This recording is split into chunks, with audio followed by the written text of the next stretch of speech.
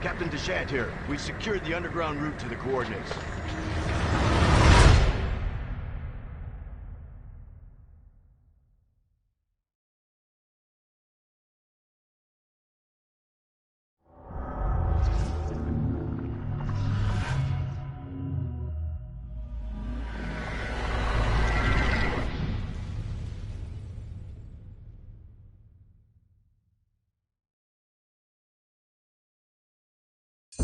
Resident Evil 5.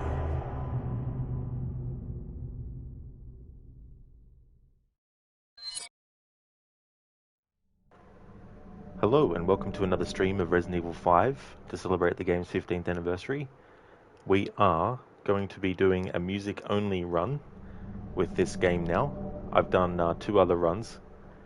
There will still be some audio from dialogue and sound effects when we watch cinematics, because the volume change doesn't affect cinematics.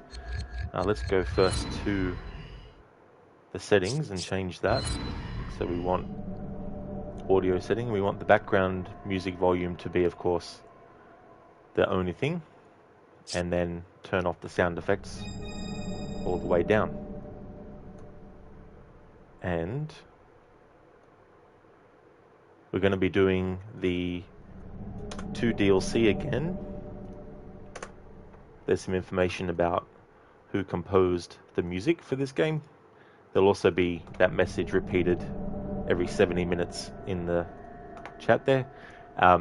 So what I do with these music only runs is I don't talk until there's either music that we've already heard before, or music that we have been listening to loops on itself, or simply there is nothing that has music, things like that. I'll use those opportunities to actually talk, respond to chat, do those sorts of things.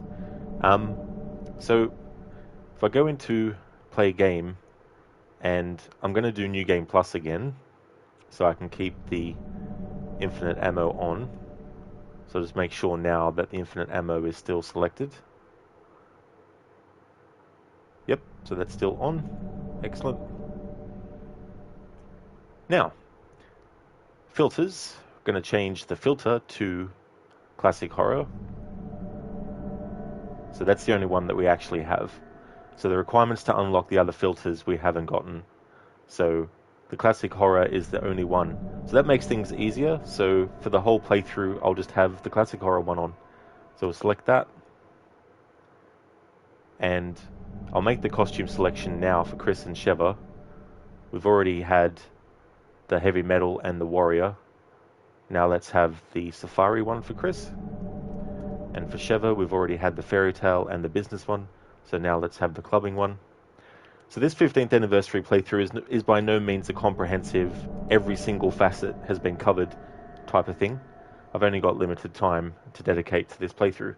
But I still wanted to do something, and I still wanted to make some changes here and there as we went through. So there is an outfit for Chris and Sheva that I can't access yet. And to be honest, I'm not going to do what's needed to unlock it. Unless there's something I can do between streams, but that might get a bit messy when it comes to choosing chapters and all that kind of stuff. So I'll just leave it be. But I'll probably take the filter off once we get into the outfits that Chris and Sheva are wearing, just to see it in color first before I switch to the filter for the whole game. But yep, so we've got those sorted and filter selected to Classic Horror. Alright, so we're going to do the Lost in Nightmares DLC first. That takes place before the main game. Last time, in my second run, I played as Chris in this. We should be able to play as Jill now. So for this run, I'm going to choose Jill. And what I might do is just let this music play without me talking over it until it starts to loop.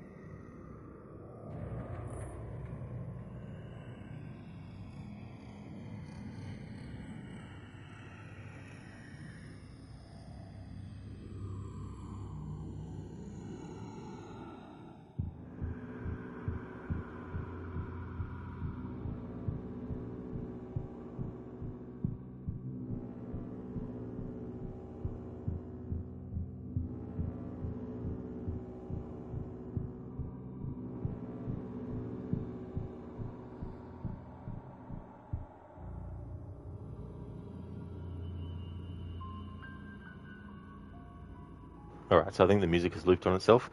I don't know if the filter that I've chosen for the main game will actually transfer across to the DLC. It might not actually, but that's okay if it doesn't.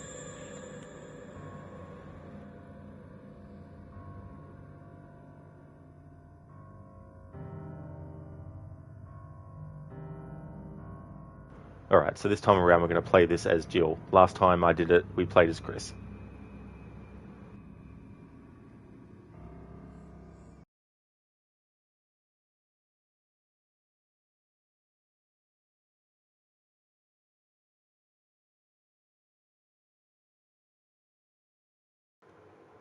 Okay, so cinematics might not have music in them, even though I've got only the music on. I think some do have other audio, but maybe they don't. But in any case, hey there, Shaky! How's it going?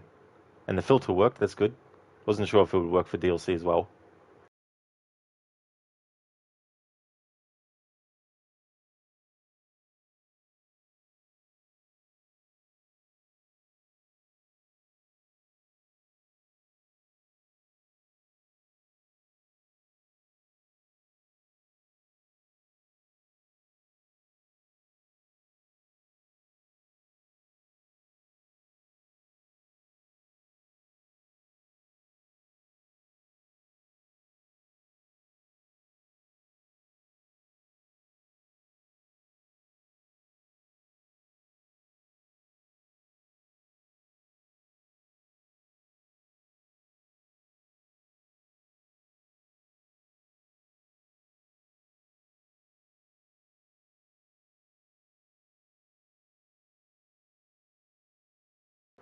Shaky, just waking up here. Church later today and possibly a dinner later at some friends. Hope you're well yourself.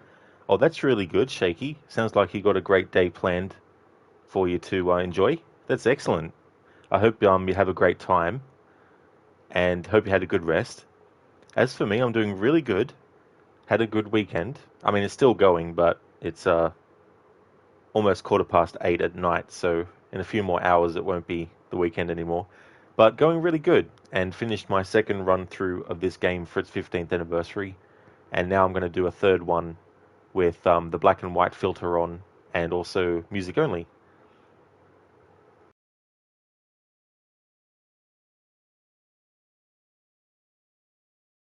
Shaky, you'll enjoy some extra weekend time on my behalf. Well, that's excellent, Shaky. That's awesome. Yeah, it'd be good if you could just like reset the day. Be like, even if it didn't reset everything that happened, if you could just reset the time of day so it would actually change, and then you could just, have another day all over again.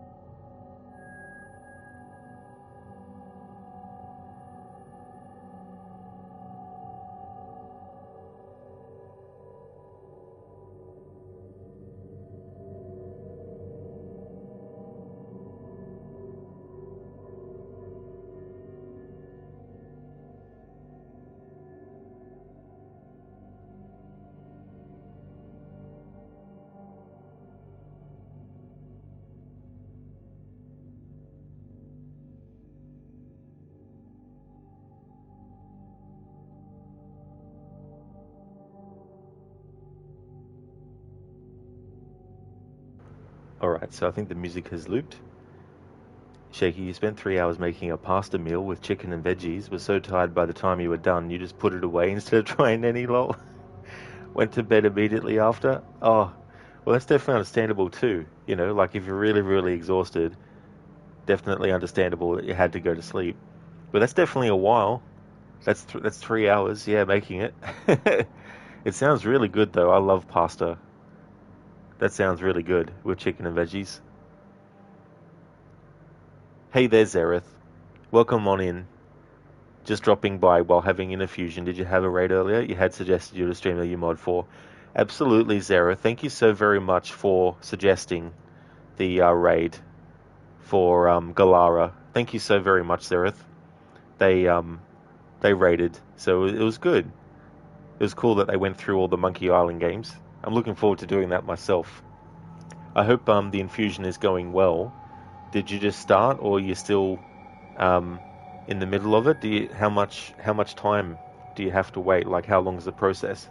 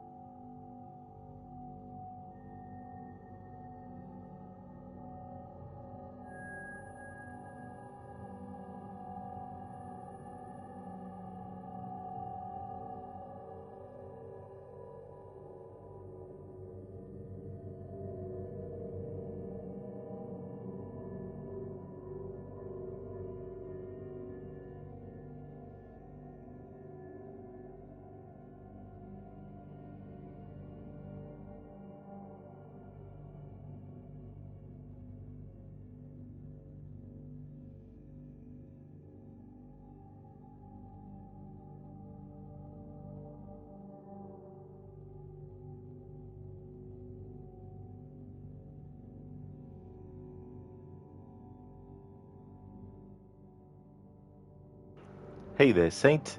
Welcome. Full immersion with the music only runs, hey Rod? Absolutely, Saint.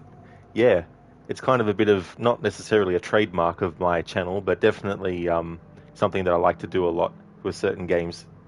Um, this is the third run through as well for its 15th anniversary, and I thought I would actually apply one of the filters for the game. So we've got the classic horror filter on, and this is DLC content. I wanted to also include it too because it has different music as well. Oh, that's okay, Zareth. That's no trouble at all, dude. I hope that everything goes well with your infusion. Thanks for stopping by, and thank you for suggesting the raid earlier. Muchly appreciated.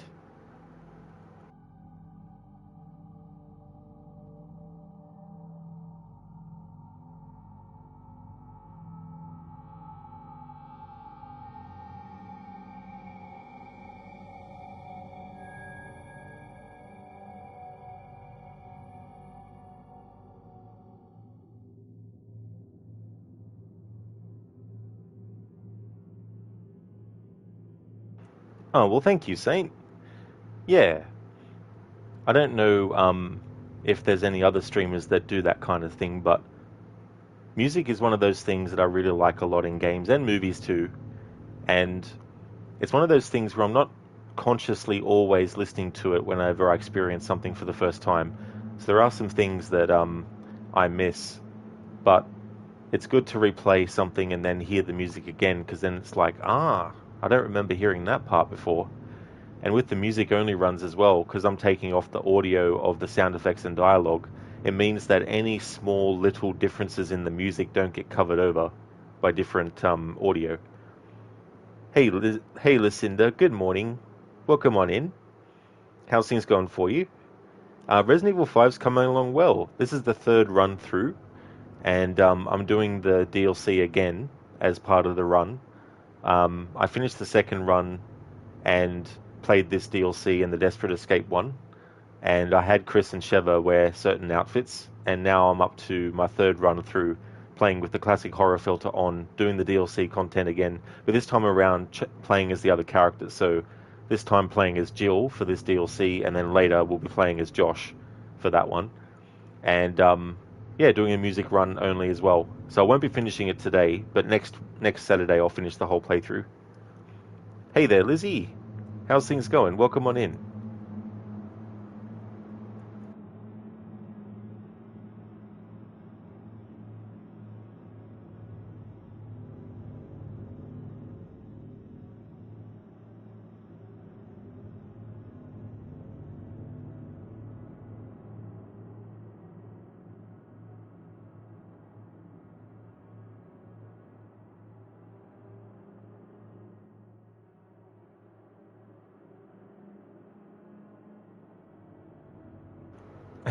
I like that dialogue.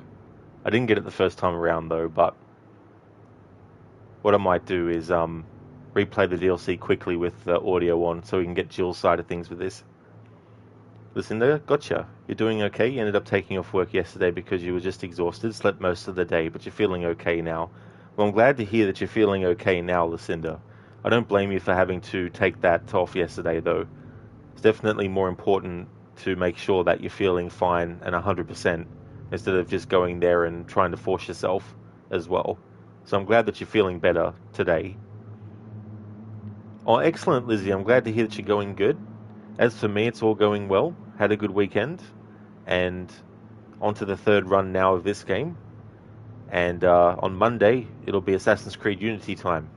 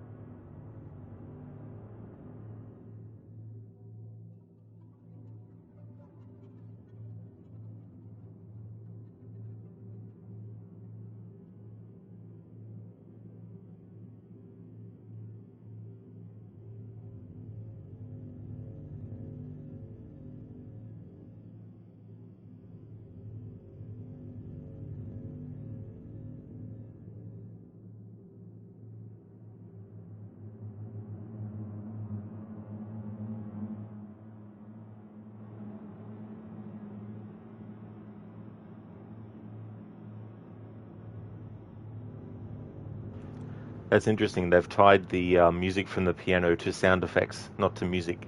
Interesting. Saying sleep is pretty sweet. Can help accelerate the body's natural healing process. That's true. Like, unfortunately, some people obviously can't get that all the time, but it is good when you can, and then you wake up refreshed, hopefully. Lizzie, you finished 3 already? You mean 4? Sorry, type faster than your memory. That's all. Pardon me, that's okay, Lizzie. That's no trouble at all. Yeah, so already went through Black Flag.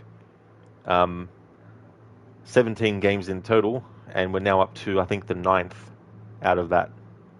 Or maybe yeah, I think we're up to the ninth.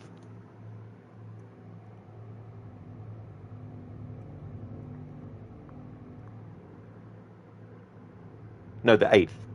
So Unity will be the eighth out of 17.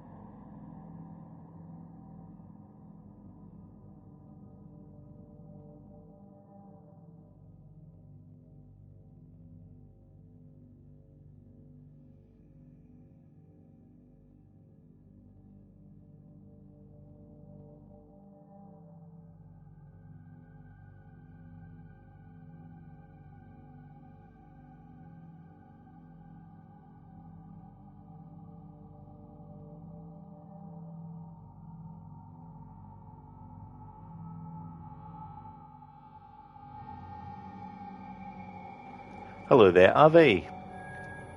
I'm doing really good, thank you. Things are going well. How about yourself?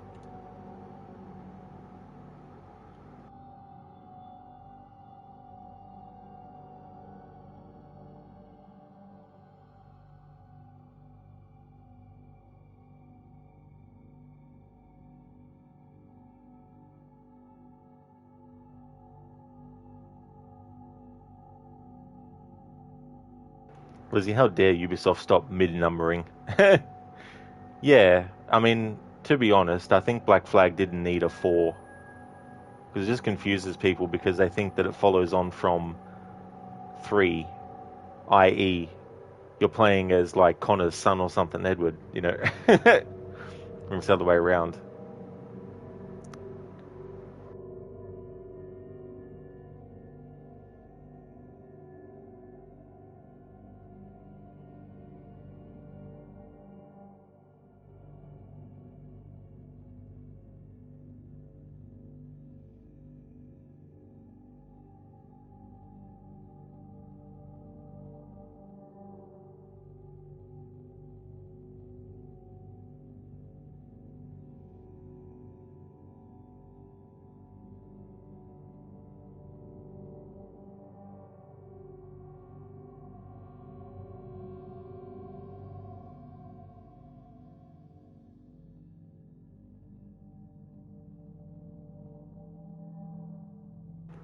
There you good, though you did a what you would call a rod last night. You were up until 4:30 a.m. and you woke up at 10 a.m. So you're a bit tired. You were watching Max's late night AC Alliance map stream. Oh, cool. That's good because I wasn't sure if he was going to do a stream yesterday or not. But that's awesome that he did, and I don't blame you for wanting to stick around because that's one of the reasons why I stay up late sometimes is to catch people's streams. But I'd be staying up anyway, so it's not like I'm only staying up just because someone's streaming. But it is good to be able to watch someone stream, especially if you're up late. Lizzie will do AC2 and then stop. Yeah, that's the thing as well. Like you would have thought they wouldn't have done AC3, but the only reason that they did it was because they wanted to show that it was a very different experience. It was almost like a big leap between 2 and 3, if you know what I mean, like graphically and stuff. But still, naming convention wise, they could have just called it something else. But I don't mind really that 3 is called 3. But after that, it's like there's no point.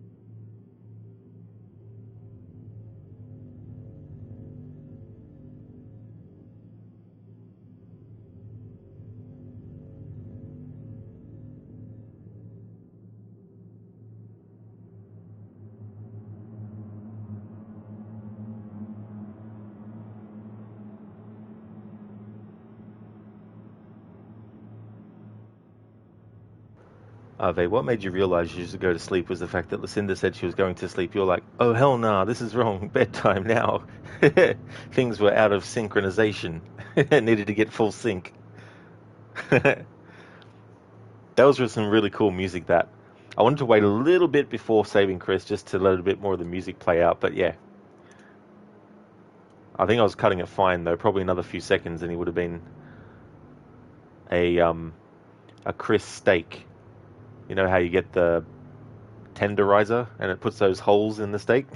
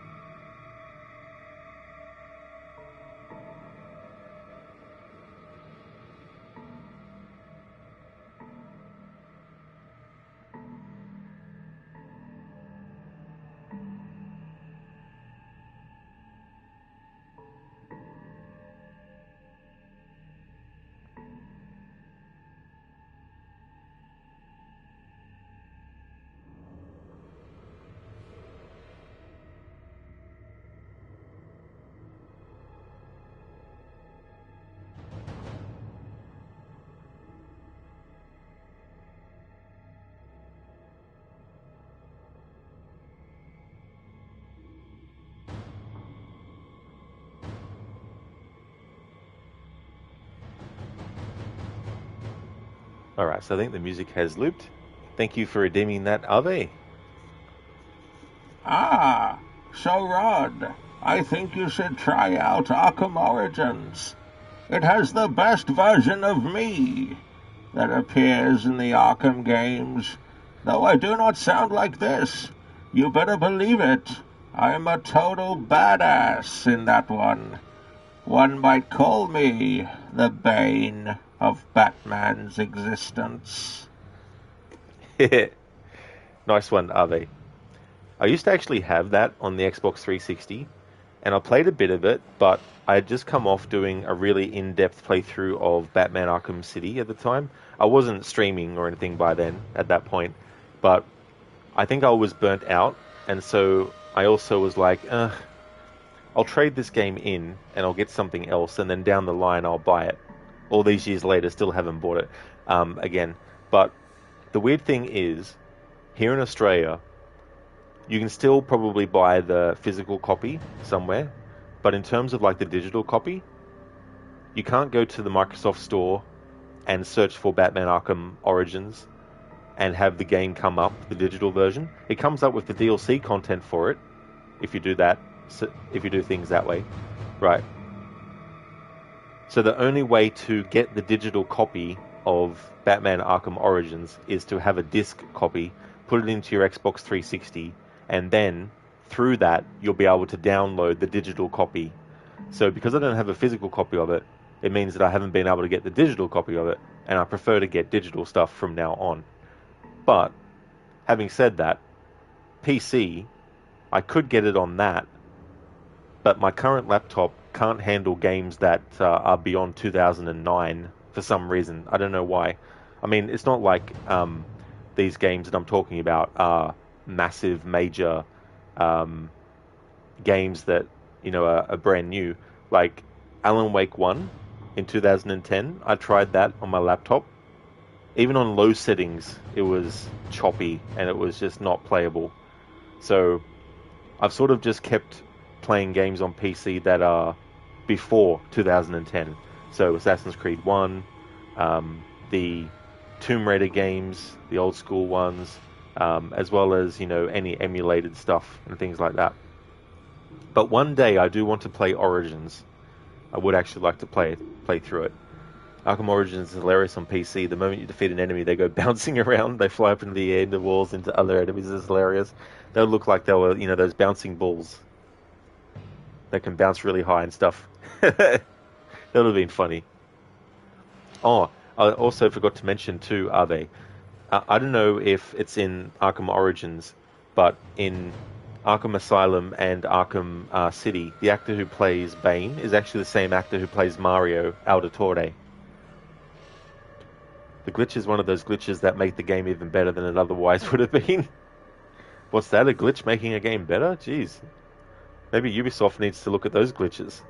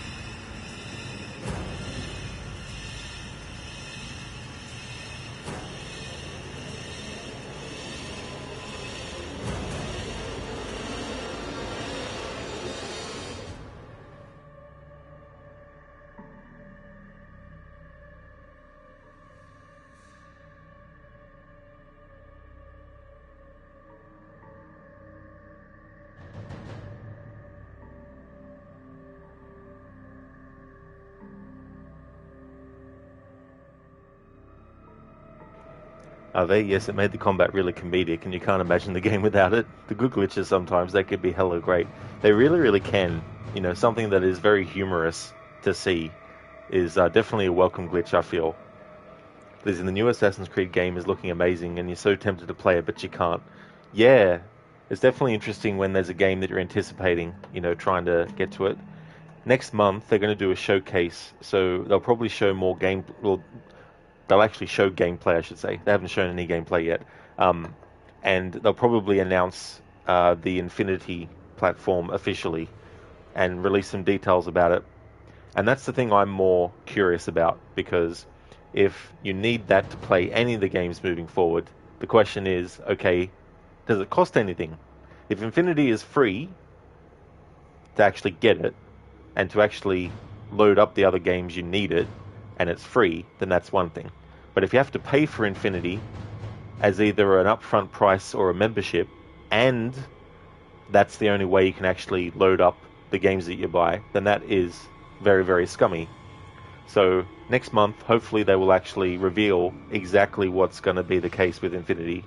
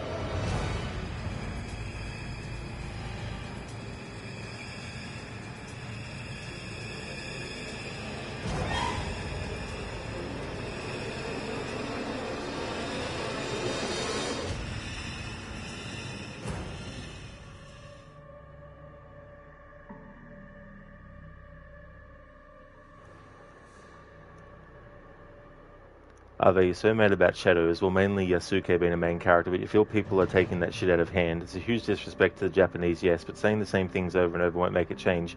Or do these people even know the definition of insanity? Wait, you just realised this music only playthrough? You don't think you've heard anyone talk yet? Yeah, it's a bit of a minefield at the moment with Yasuke and all that kind of stuff.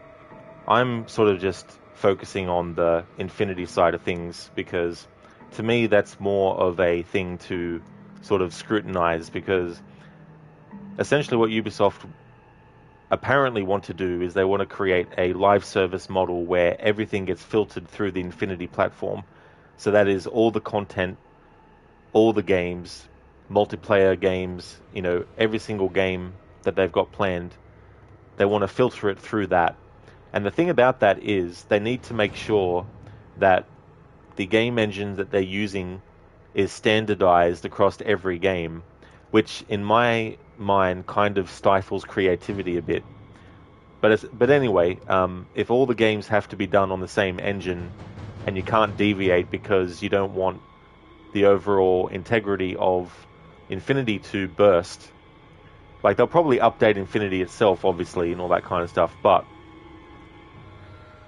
the games that they're remaking, the games that they're remastering, all of those will end up eventually being just on the Infinity platform. I.e., if you don't have Infinity, you can't play those games ever until you get Infinity. So that's why I think it should be a focus of what are they going to do with Infinity? How much is it going to cost? Is it going to be a one-off cost if it does cost something, or is it going to be a monthly fee you have to pay for the privilege of playing the game that you bought? Things like that. But it is a music-only run, are they? That's for sure. Because you looked at the GameScope's website and they didn't mention Infinity, and you thought that was interesting. Yeah, they want to get the hype behind the game first before they announce Infinity, because they want to make sure that they've already got the player base there before they announce it.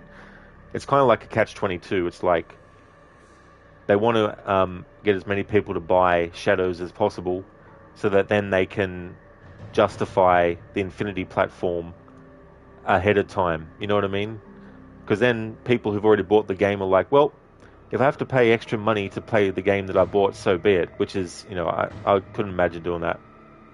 But having said that, they haven't officially come out. Like Ubisoft hasn't said, we're releasing the Infinity platform this year. It is going to be this. This is the pricing. They haven't done any of that. So a lot of this is just rumor and stuff like that. But even if it was true, maybe they'll backpedal. I don't know. But yeah. Anyway, back to Resident Evil.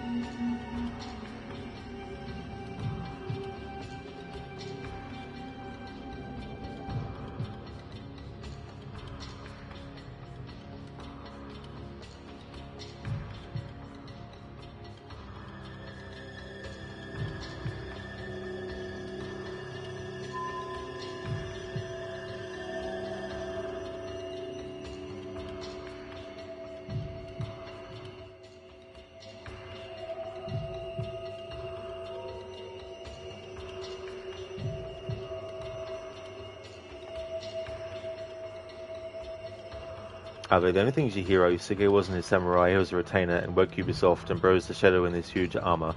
I understand what you mean. It's like people are repeating the same bullshit and it's annoying as fuck. Another annoying thing people keep repeating is Ubisoft does not want us to own our games. I hope that made sense. Like, shut the fuck up and do something about it. Yeah. Yeah, I mean, there's just so many different, issues and stuff like this that, as a streamer, I don't really feel like getting bogged down in it because I'm streaming Resident Evil right now and I'd rather actually concentrate on that.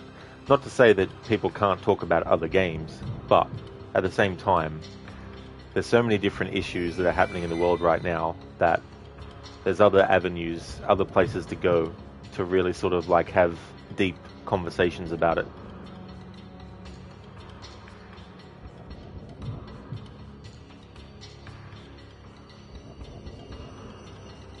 With anything, if you don't like something, don't support it.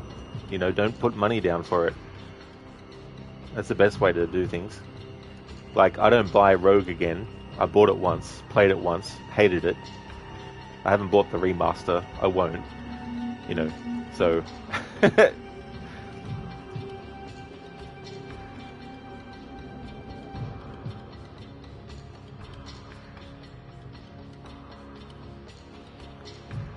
It does. Are they?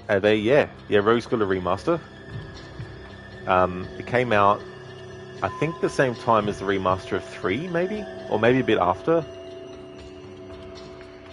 Pardon me. But yeah, Resident Evil 5 is going good. This is DLC content at the moment. It takes place before the main part of the story. It takes place a few years, actually, before what we see in the main story.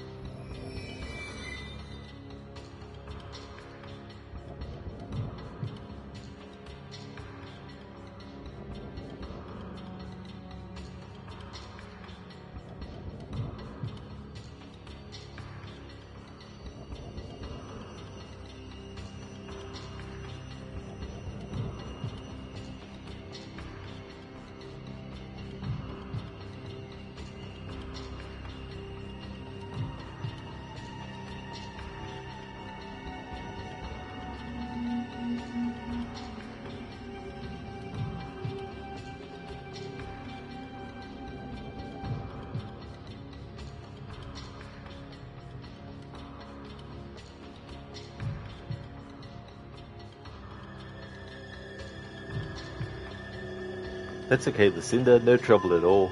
I hope that your errands go well. You're not sure if you'll be back in time to catch the end, so you're going to lurk.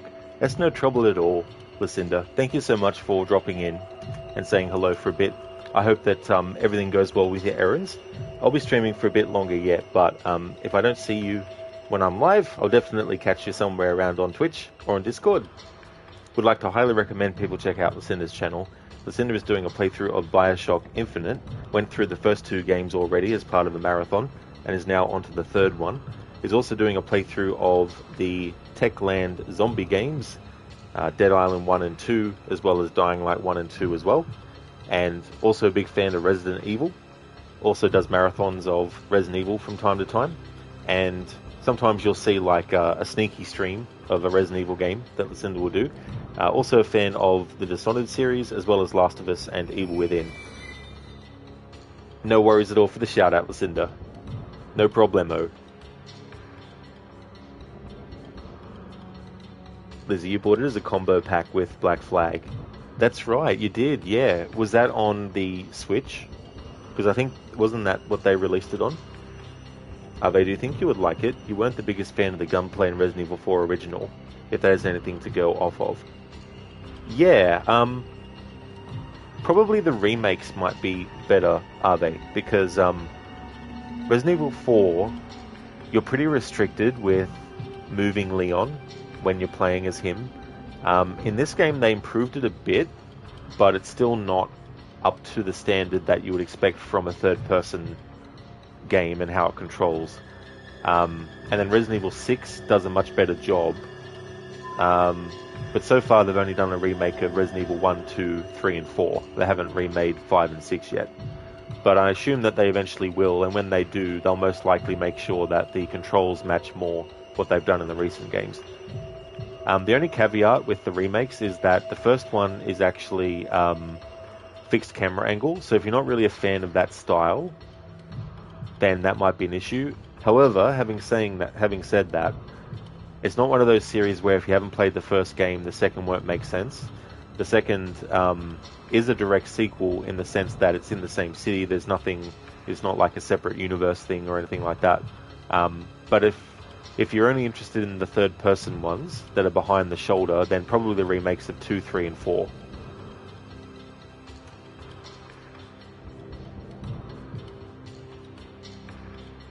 The game is pretty great, not going to lie. Yeah, I've actually got a filter. You can unlock different filters. So I've got what they call the classic horror filter unlocked.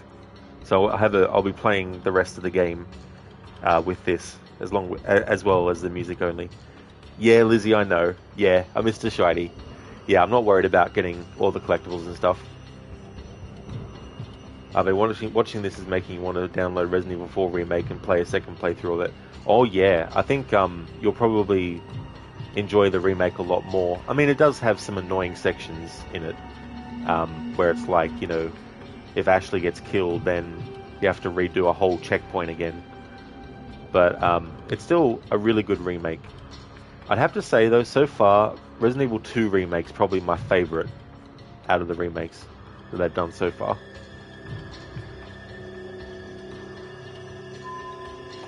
Not as yet, Ave, no. There's no Resident Evil 5 Remake that's out. Yeah, it was on the Switch. Ah, got it. Thought so. Ave, you mean you did like the original Resident Evil 4, it was just not as good as you thought it would be. Oh, I see, yeah. You played 7, 8, 2, 3, and 4 remakes as well as the original Resident Evil 4. You want to play Resident Evil 1 remake, but the camera doesn't feel like you would enjoy it. Yeah, that can definitely be an obstacle with it, with the remake of 1. But it is a really good example of a remake because it actually has an extra story that was added that actually really makes sense. It doesn't feel like it ruins what was originally there.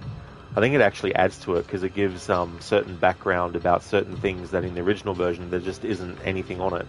So they had a bit of leeway. You preferred RE4 Remake to RE2 Remake, but then you've played original 4 but not original 2. RE1 is the one with the snake, right? It is, yeah. The big giant one that you have to face. I was going to say fight and face at the same time.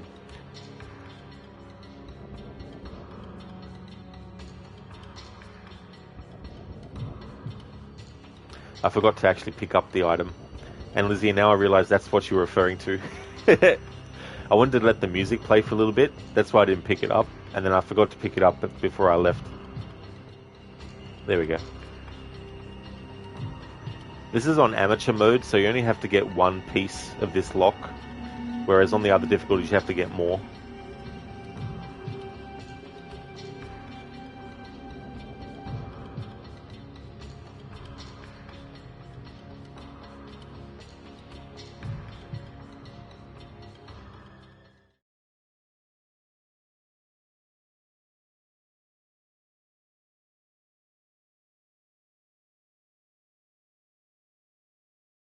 Okay, so with the music only on, in the cutscenes there's actually no music or dialogue or sound effects, which is weird.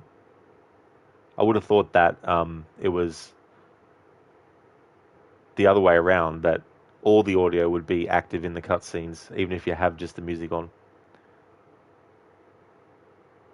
Are they face plus fight vice figure? Good enough, right? That could work.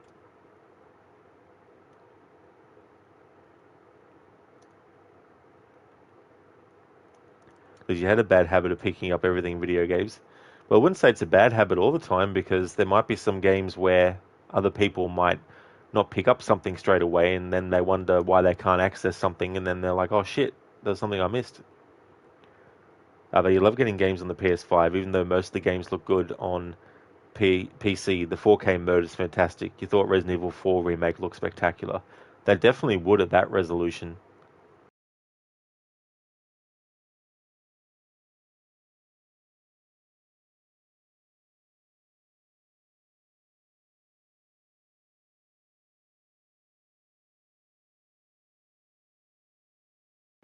Knock knock. Open the door. Now.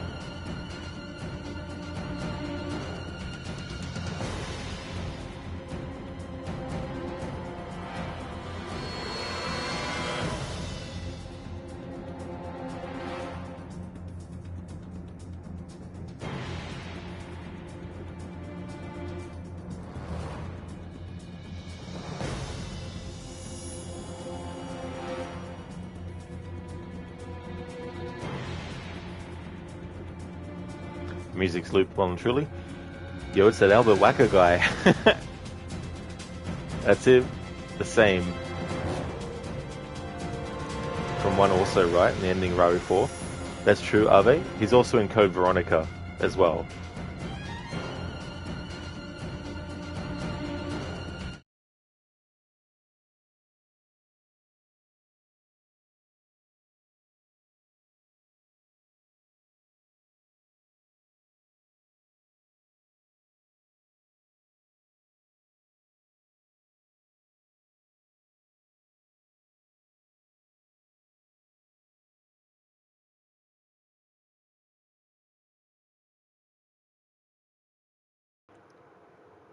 Chris, you need more training.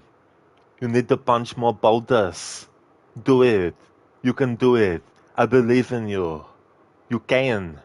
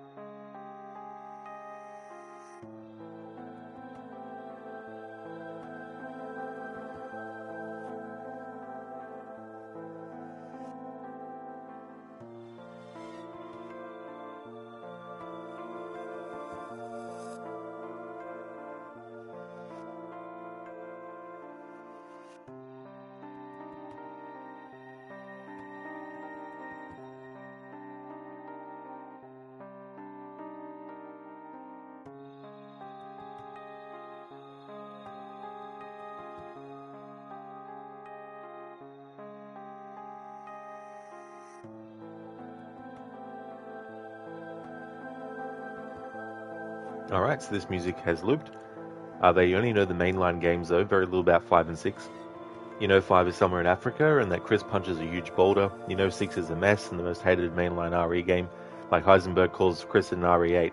That boulder punching asshole. Yeah. Yeah. That's true. But yeah, 6 is more of a action game. Imagine a third-person Call of Duty, but with Resident Evil slapped on the title and characters from it in it, and set in the same universe as Resident Evil. But there's good things about it, though. But if you're looking for a more classic survival horror experience, Resident Evil 6 definitely ain't it.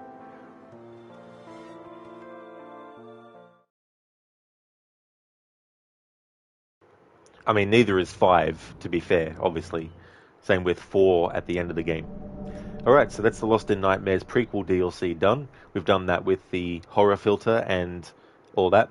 What I want to do is temporarily put the music back on so we can actually listen to the Moonlight Sonata. Funnily enough, the piano music is actually tied to the sound effect volume, which it just says in-game sound effects. So I'll put that on and then go back in. I just want to hear Jill play the Moonlight Sonata on that, and also get the dialogue from her that we don't get if we play as Chris.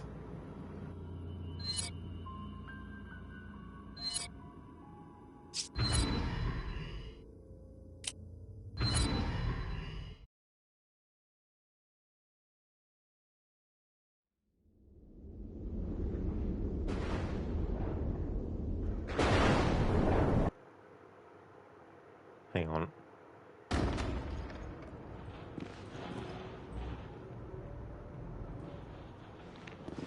Yeah. Alright. Options. I thought I changed the fucking... I did. How come there's no... Oh. I've got my volume on my headset turned down.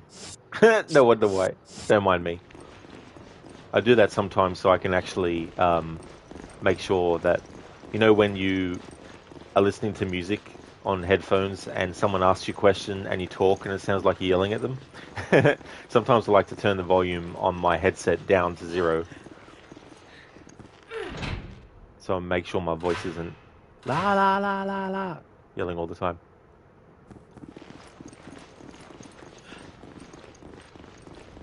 But you don't think you experienced a single glitch in any of the 2 games when you think about it? There's somewhere there can probably be a glitch. Yeah, I guess. That's true. Come in. Lizzie, you played the demo games for 5 and 6 on the Switch, and you might get at least 5 in the future, just not on the Switch. Oh, that's fair enough, Lizzie. Well, my favourite Ave is still the original Resident Evil 2.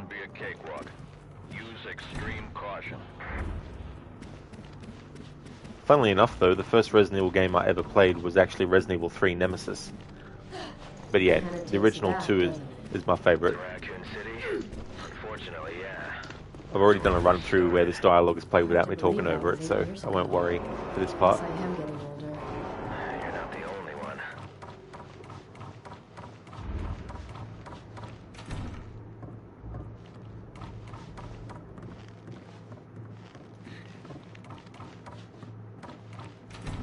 I'm only going to do this DLC again just to get this music from the piano and also the dialogue from Jill. Once I've gotten that, we'll exit out and jump into the main game then. But I forgot to unlock the door for Chris.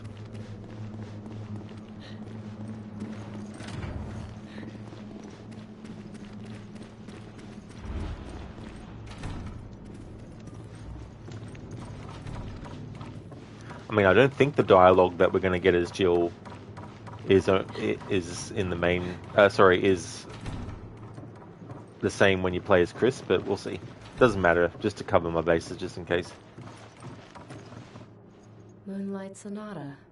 I remember the last time I played this. You think you can still play it? You mean right now? I don't know. It's been a while.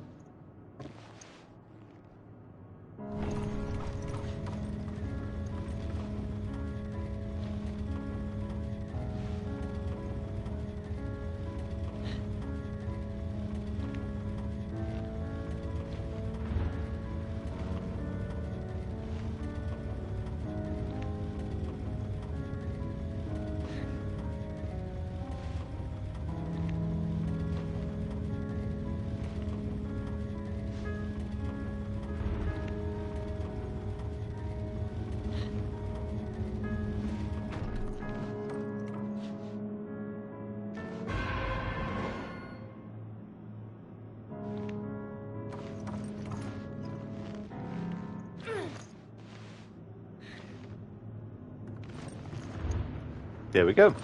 Alright. Now that we've gotten that, audio, turn the sound back off. Boom. Exit to the menu. Alright. So, let's exit out and go into the main game. So I'm going to do a new game plus. And we're going to play this on normal again.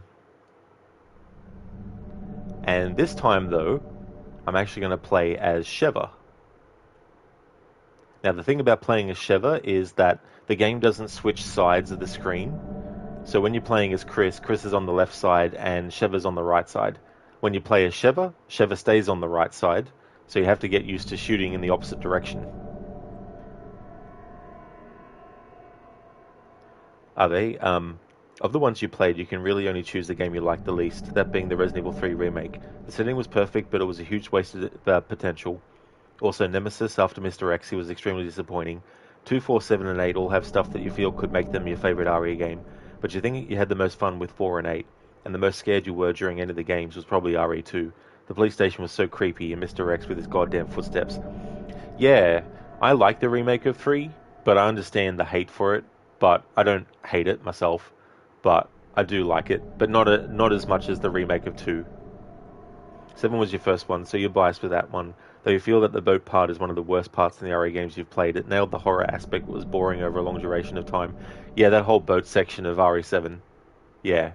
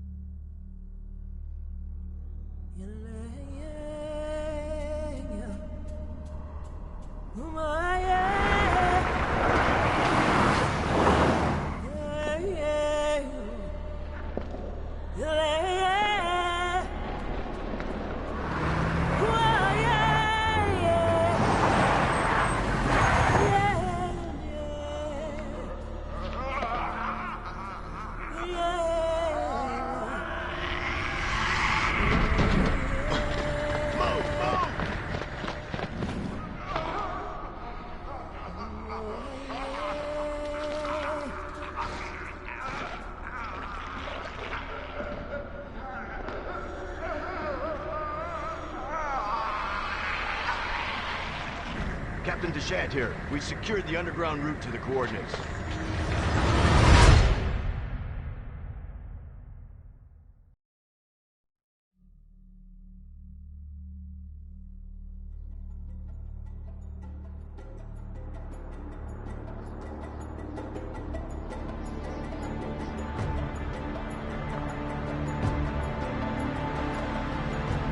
I should have seen it coming. It didn't take long after the fall of the Umbrella Corporation for their bioweapons to end up in the hands of terrorists. A new era of bioterrorism descended upon vulnerable countries, shifting the balance of power throughout the region.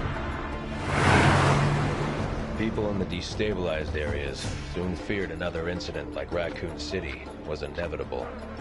As panic spread, governments of the world turned to the Global Pharmaceutical Consortium, which formed the anti-terrorism unit BSAA. Operatives of the BSAA were sent to infiltrate and neutralize bioterrorist hotspots, restoring safety and stability to various regions around the globe.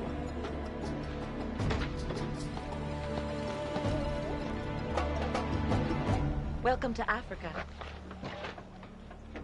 My name is Sheva Alama. Chris Redfield. Your reputation precedes you, Mr. Redfield. It's an honor. Just Chris, thanks. So you'll be accompanying me to the destination? Yes. Tensions are running high ever since the change in government. I'll bet.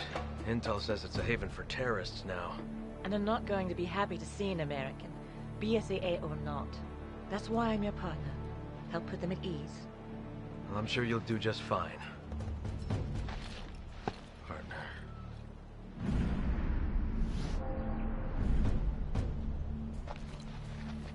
You okay? Yeah, sorry. It's nothing. Let's go.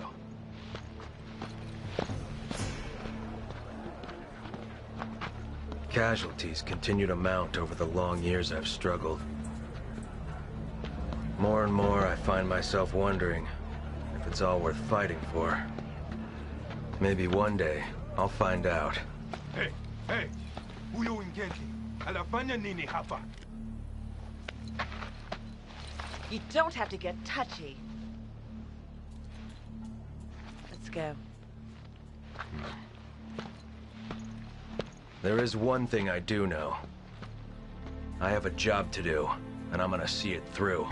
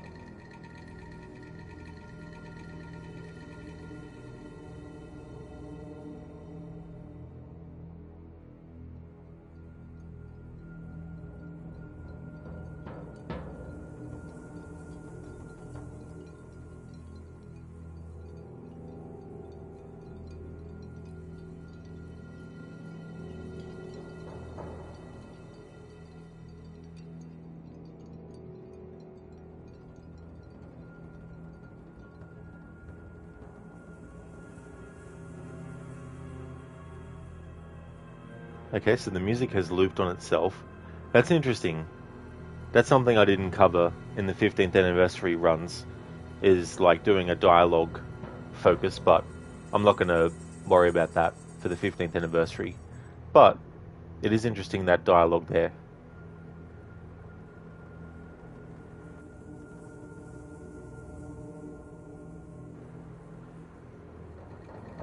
They like the Resident Evil 3 remake, but comparing it to the other ones just made it seem like such an, I don't know, misfire. You don't know what to call it. It just wasn't as good as it could, and let's be honest, should have been. Yeah, I feel like they should have worked more on it. They should have not been in a rush to actually release it. You have a question that you don't mind to spoil, as long as it isn't huge spoilers. How does RE4 and 5 connect? You mean 4 ended with Wesker, and he's the main antagonist in this one.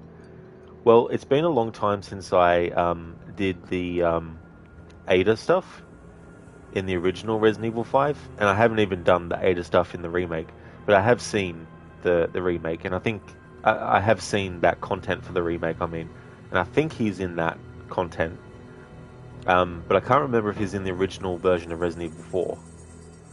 But there are still some things that get referenced in this that were in Resident Evil 4, like the Kennedy report, Leon Kennedy's report, obviously, on what happened after the events of Resident Evil 4. Chris refers to that at some point. So there was a graveyard because after a few years, they actually thought that she was actually dead because they couldn't find a body. So they made a grave for her, not knowing that she was actually still alive. Another question. This is your 4,000. Which is your favorite ending in the Resident Evil franchise? Personally, you love 2's ending, but 4 and 8 also have great endings. That's a good question, because I don't really know, to be honest, in terms of like endings. Like, it's pretty iconic, but there's 2 different endings you can get. Well, there's a few different endings you can get for Resident Evil 2, so I guess it depends on the... I feel the one where, I can't remember where it takes place now, because there's 2 different ones. The Ada stuff, is there an Ada DLC for 4? There is, yeah, for both the original and the remake as well. So, when we get to the point where the characters change into their other outfits, I'm going to temporarily put the colors back on and then actually show what they look like in those outfits before actually switching back to the black and white.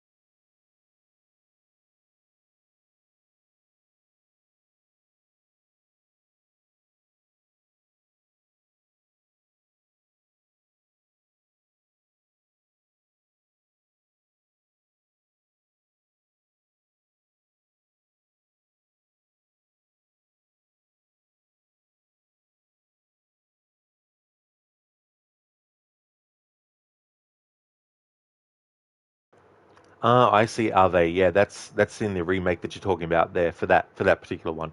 I gotcha. Yeah. Well, I guess the full ending, but you have to get that by doing multiple scenarios.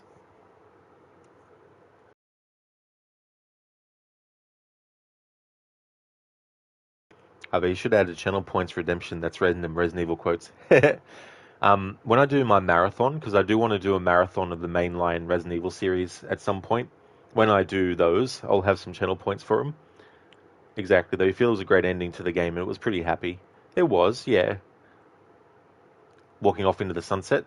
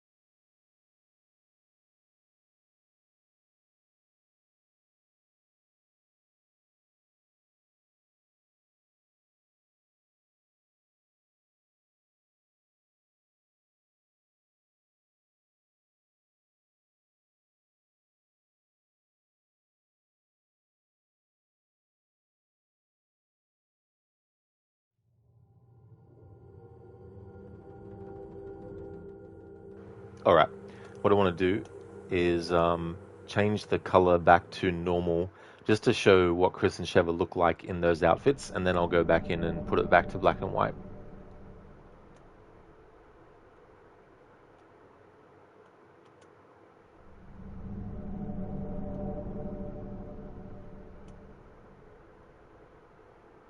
Ave. That's why you really like Resident Evil 8's ending as well. That and 2 are like the opposites of each other. You got to say, it is real trippy without any sound during the cutscenes.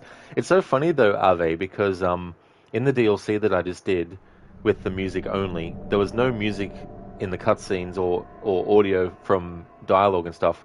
Yet in this main game there was, but now there's not. I don't know, it's very weird. Hey there, Spectrum. I hope things are going well. As for me, it's going really good. We're playing through this game again, but doing something different yet again. But this will be the last run through for its 15th anniversary that I'll be doing. Okay, so let's go back in here, just so I can showcase what Chris and Sheva look like in their outfits in color.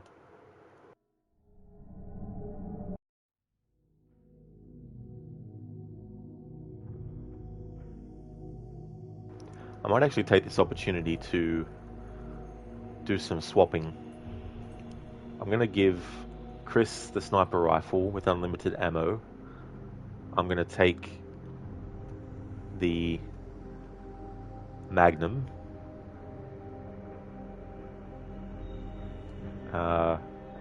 Remove that off. Remove that off. That off. And that off. And then give him just that.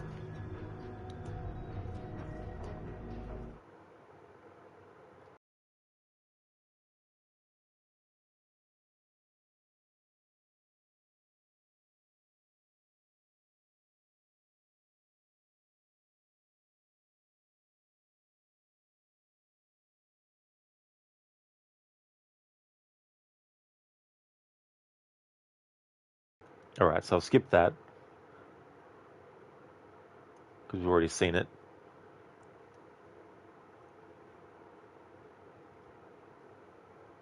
Just so show what they look like in cutscenes with the color as normal, with these outfits.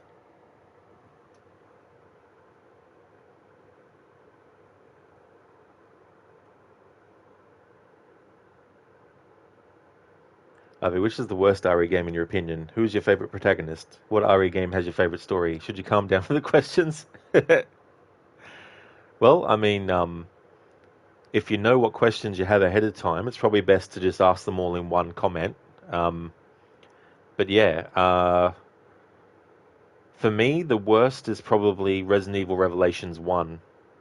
I'm going to talk over this music just so we can see the different outfits and stuff for a little bit. But yeah, favorite story, probably 2, and protagonist, I don't really know, to be honest. They're all great.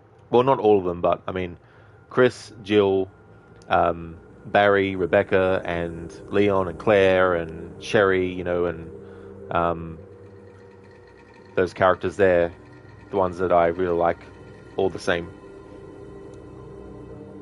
Okay, so Chris is wearing his safari outfit. Sheva's wearing her clubbing outfit, which, you know, you want to have that when you're facing off against hordes of parasite-infested enemies.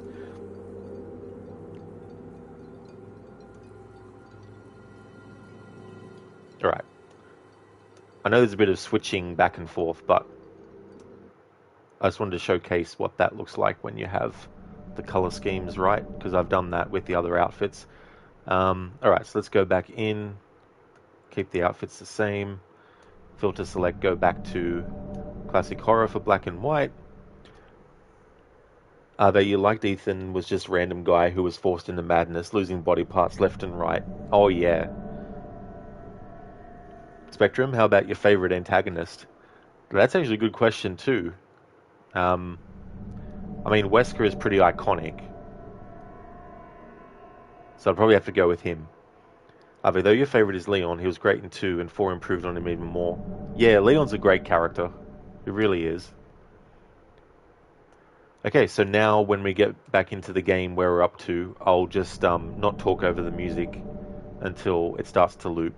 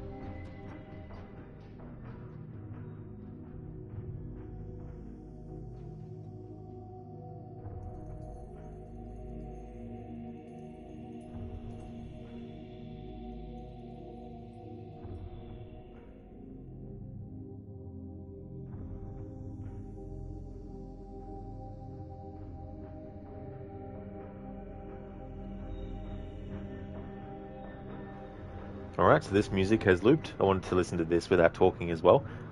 You know nothing about him, but your favorite antagonist has to be Wesker because he is so dang iconic.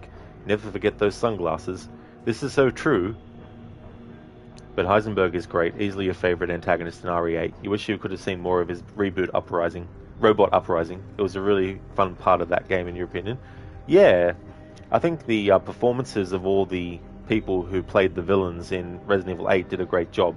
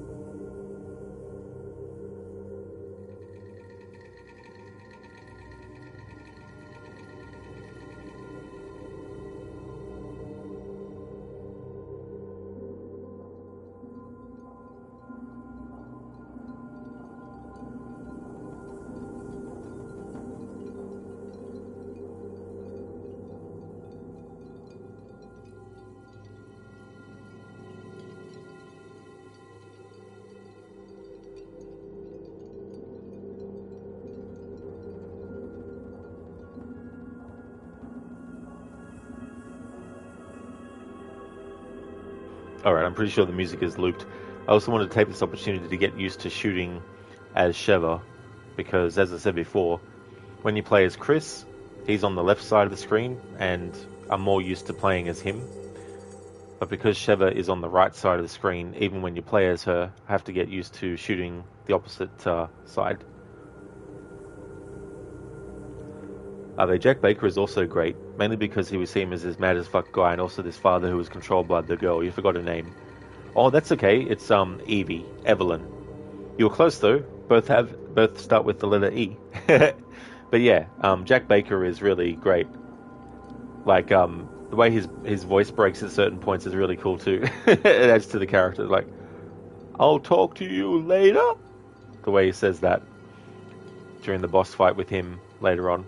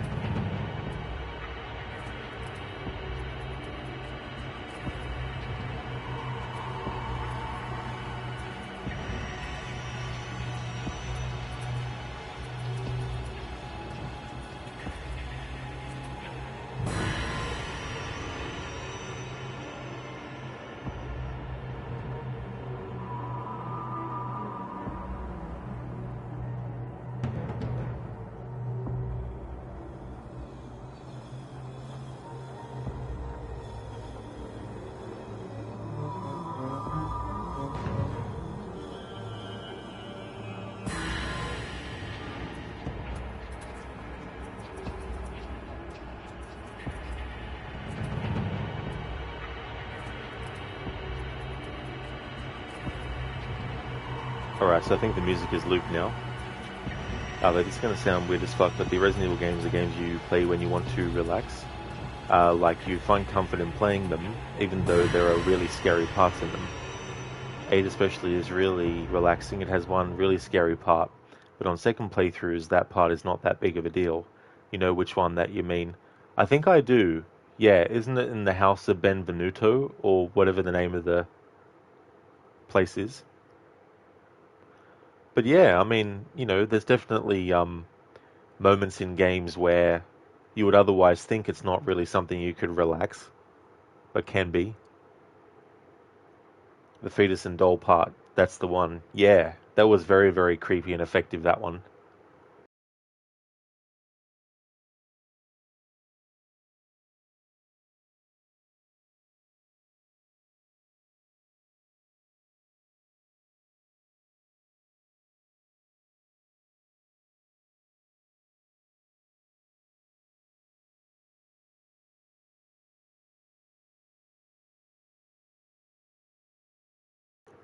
Although you find it weird how you expected the first person RE games to be the scariest, but RE2 is just the scariest of them all.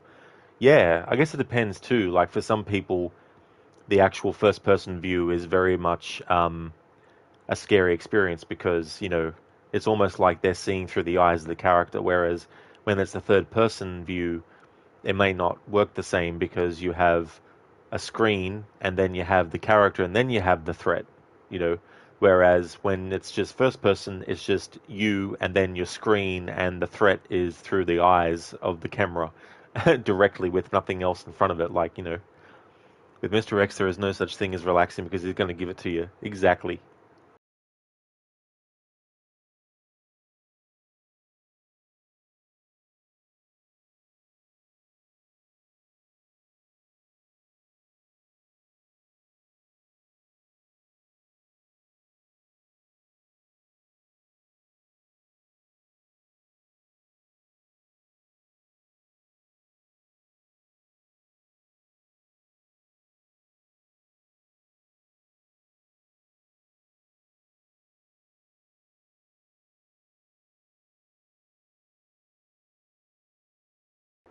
Either you want to play Resident Evil 7 or 8 in VR to see how scary it would be, but sadly you easily get sick by VR. Yeah, that'd be annoying too as well, that you can't experience that because of getting sick.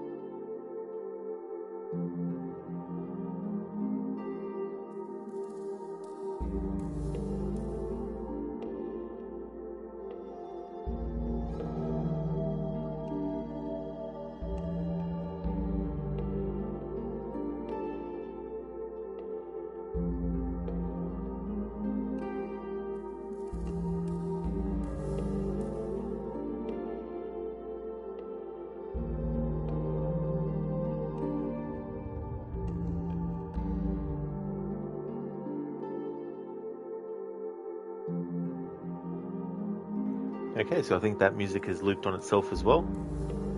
It's like Resident Evil 7 and 8, as well as AC Nexus, are all games you want to play in VR, but due to your VR sickness, that will most likely never happen.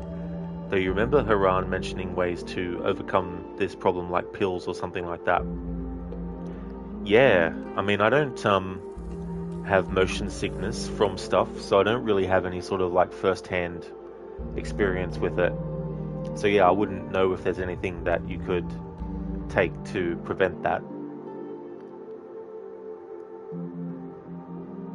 You can't really give your opinion on the setting because everything is so grey, but you feel like you really would enjoy it if you were to play this game. Yeah, it definitely does. On PC, there's actually a mod to get rid of the default filter as well, because a lot of people felt like the default filter was not a good look for the game. So yeah, if you also don't like the default filter and you're going to play the PC version, then you can probably find a mod that will be suitable to change it. But yeah, the one that I've specifically chosen, the black and white one, it definitely does change things quite a lot. Guess what, Rod? More questions coming up. Those are about streaming. Does it take a lot of time and stuff to stream on Twitch?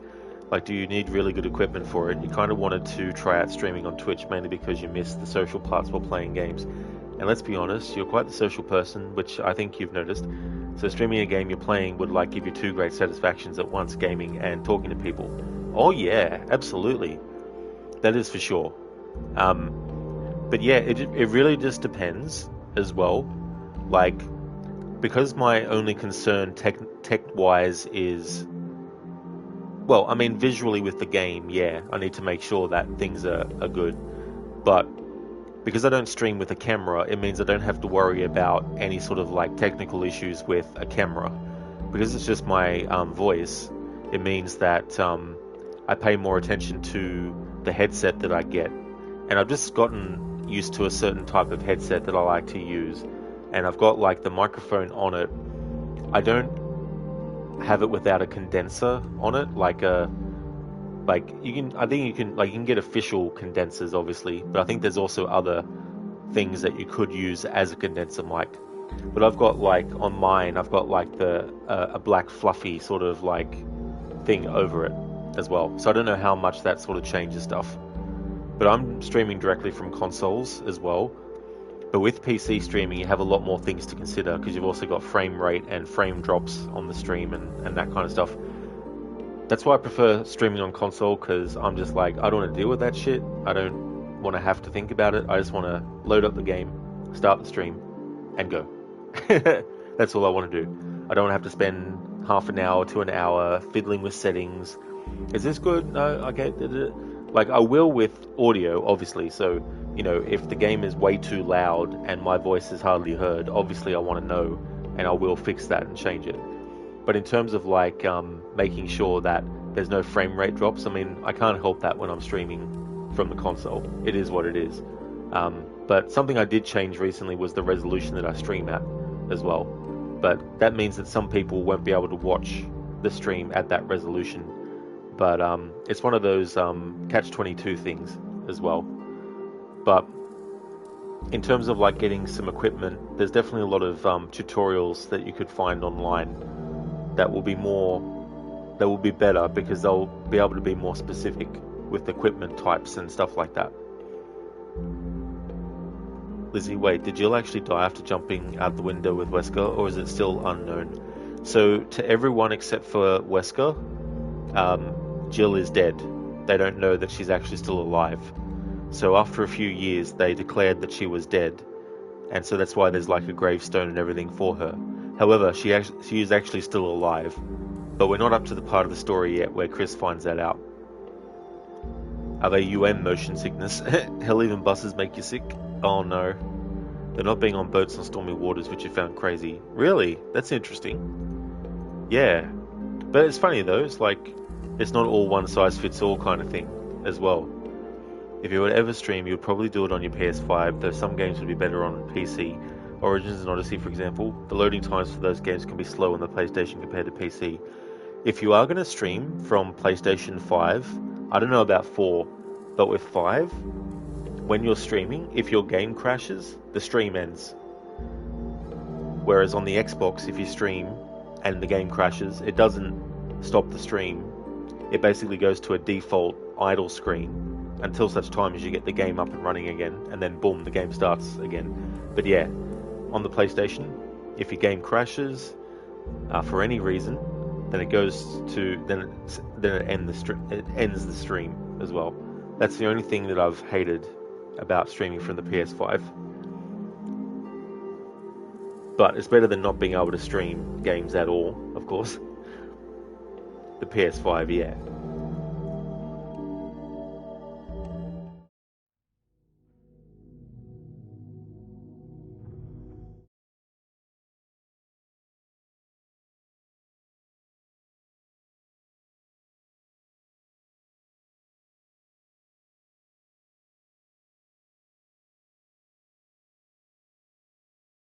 Oh yeah, Lizzie, I don't blame you as well at all, you know, because him and Jill are really, really close. I'm not really into the whole let's get two characters to be romantically involved kind of thing. But if I was to, it'd probably be Chris and Jill.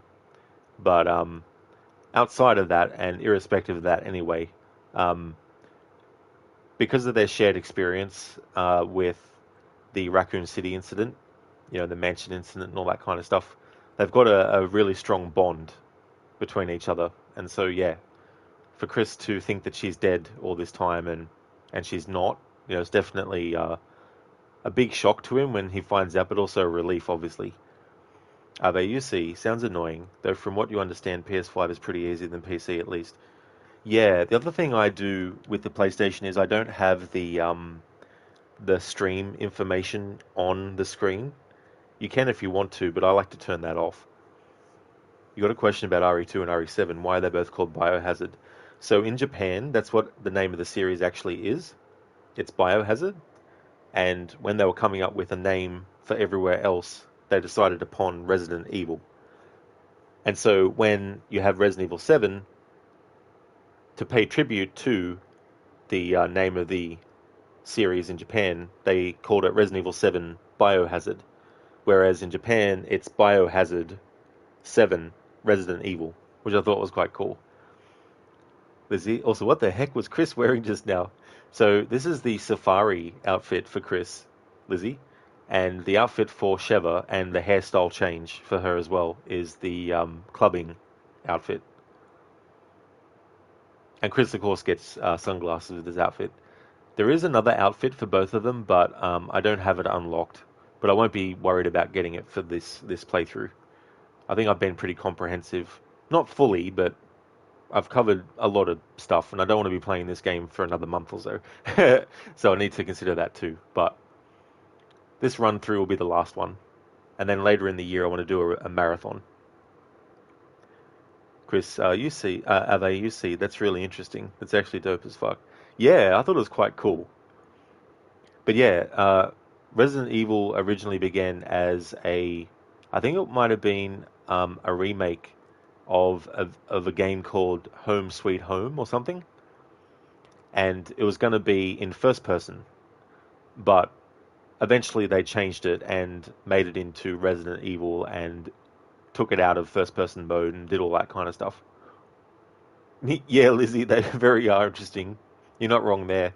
Like, Chris had an outfit where he basically looks like, I don't know if you've seen the Mad Max movies, especially the earlier ones, but he had like this sort of like bikers sort of like spiked thing on, shirtless underneath, and these really weird pants and stuff.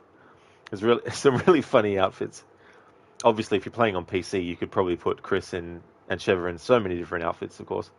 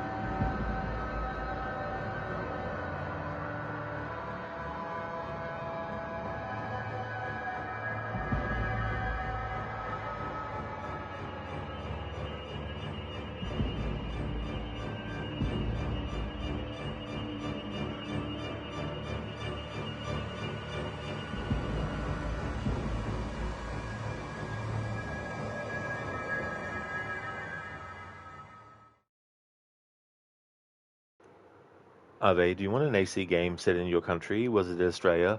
Well, I wouldn't mind one, but I don't really know what point in history, really.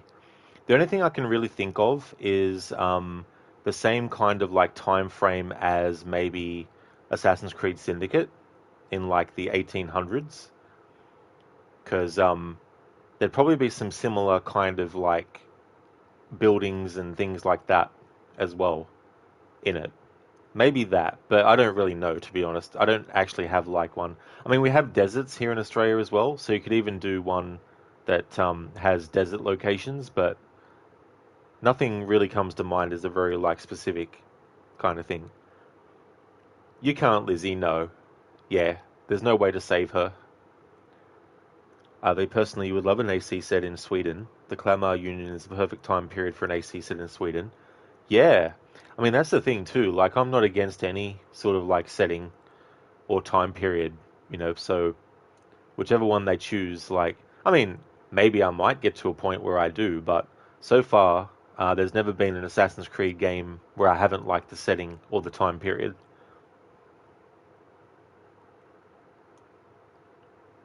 It was basically a union between the Scandinavian countries. Well, that kind of thing would have been interesting too, as well. But some shit happened. Denmark's king invaded Sweden and painted the streets red with the Swedes' blood. Ah, okay. So I guess there's definitely a lot of bad blood because of that. Understandably so.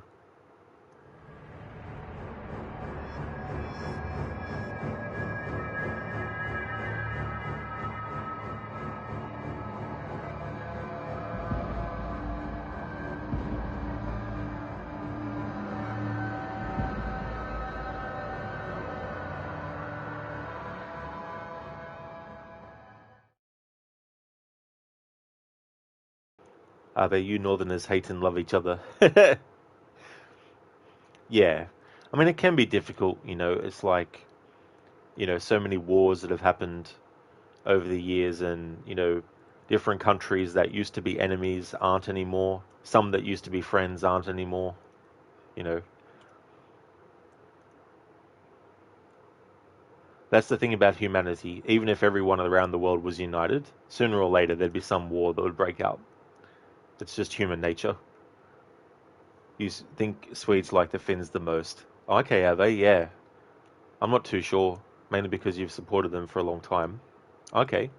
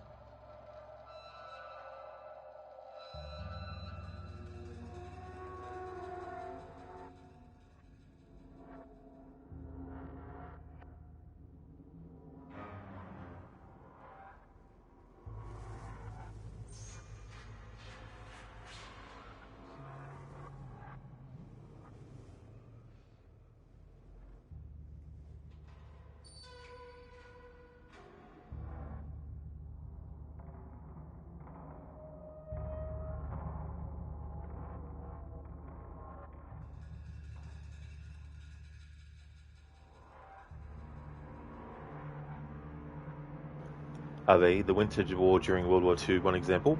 Imagine an AC game set during the Winter War playing as the sniper. He's basically the perfect historical character to be an AC protagonist from the Second World War. Yeah. There's definitely like a skirmish in history. Well, it's more than a skirmish. It's a war in history that I feel could be done well as an AC game.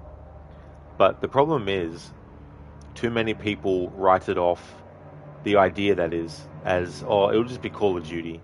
It's like, yeah, of course, because any game set in World War II is automatically Call of Duty. But the thing about World War II is it wasn't just armies fighting each other on the battlefield and in trenches and in tanks and stuff and in planes. There was also some behind the scenes shit going on. There was some espionage, there was some sneaking around, there was, all this kind of stuff that is very, very much in line with Assassin's Creed, but for some reason there's this pushback against it. It's like, but you can't have an AC game with modern weaponry. It's like, yes, you can. It's just how you actually do it. If you run into an area guns blazing, obviously it's not very stealthy. So what do you do in gameplay? Well, you put things in place that punish the player if they do that too much. Or if they go, you know what I mean? There's ways to make things work. Just need to think outside the box.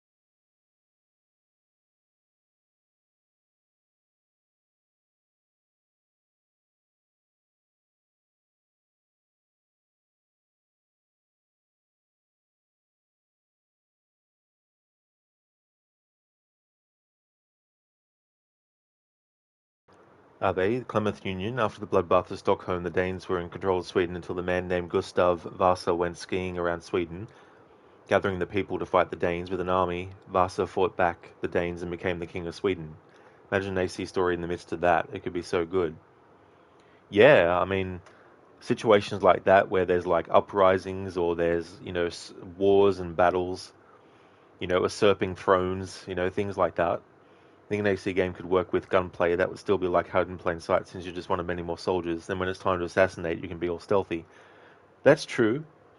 I mean, I always thought for a World War II set AC game, you would start it off a big, massive battle sequence in the trenches, classic kind of what you would expect. Then you get captured. Then it becomes like an escape plan, sort of like movie, like The Great Escape. Not the whole game though, but just the first big portion. And that's where you start to learn stealth tactics. And that's where you meet an assassin who is also captured. And once you escape,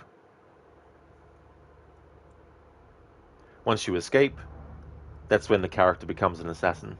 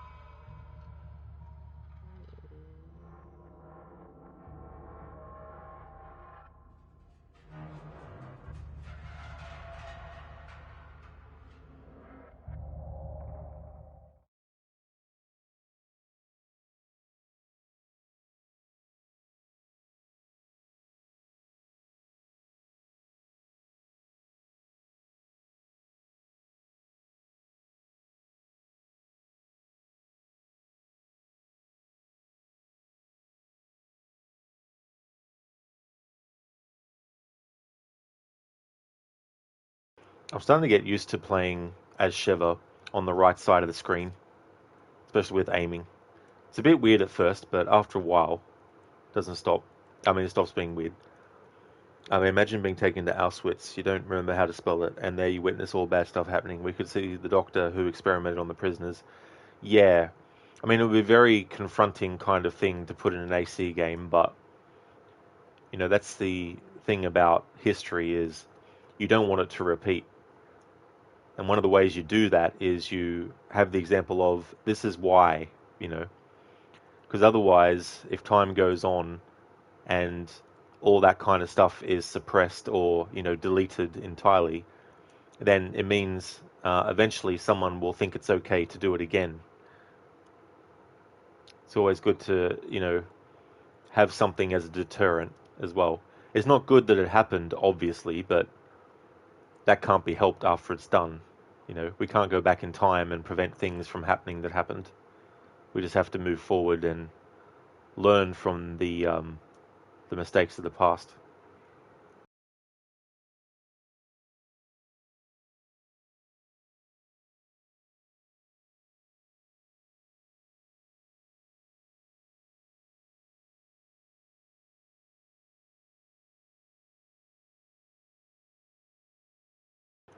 Yeah, are they? Yeah, playing the D-Day.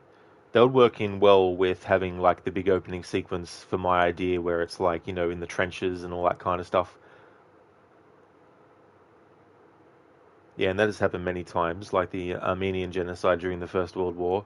Yeah, I mean, that's the other thing too. Like, obviously, it's not just one group of people throughout history that have had things like that, unfortunately. No one had the time to think about because of all the wars that were going on. Yeah, well, that's it too. You know, there's so many conflicts that can happen or have happened and will still happen as well.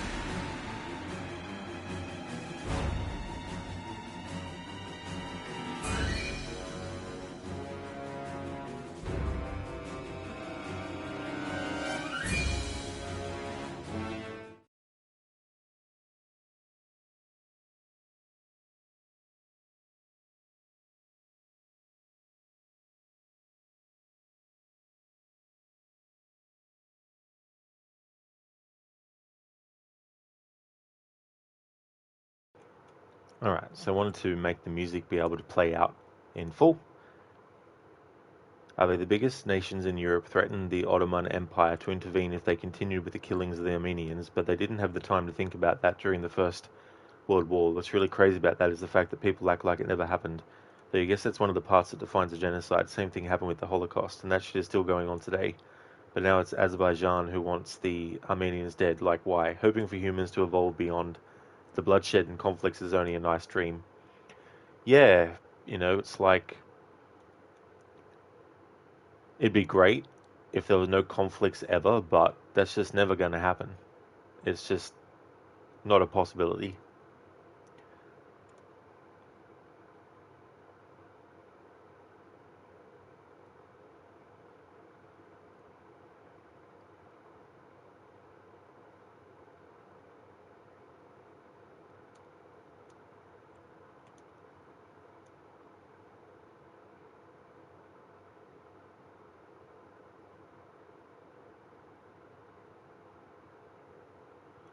No problem at all, Ave. I hope that everything goes well. Hope you enjoy the rest of your weekend also. And definitely catch you another time. You have a good one. And thanks, I definitely will.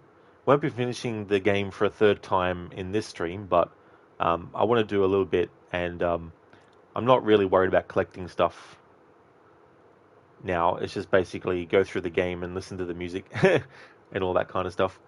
Hey there, Sheila. Welcome on in. Thank you so very much for the raid. How's your stream of Revelations? Welcome on in, everyone. Hope everyone's all going good. Thank you so much for that. Sheila, how was your stream, dude? Oh, it's going great. Really, really good. Going through the game now with just the music only. Plus with the black and white filter on. How's things going with you? Would like to highly recommend people check out Sheila Lock's channel if you didn't come in with the raid. Doing a playthrough of Assassin's Creed Revelations as part of his annual playthrough of the games. He's going to be playing a lot more, of course. He's also a fan of Dead by Daylight, as well as games like the Dark Pictures series. And he's also a fan of games like Dishonored. A great streamer with a great channel. Hello there, Babs. How's it going? And hey there, Saint again. How's it going, dude? Hope everyone's doing well. We just defeated one of the bosses. We've got Chris wearing his safari outfit, and we've got Sheva wearing her nightclub outfit, which is very fitting for this kind of situation. That's what you need to have in your wardrobe when you're dealing with all these monsters. Chilla, the stream was good. You got the first 3 sequences done. All Templar dens are mine, and you got the special recruits already.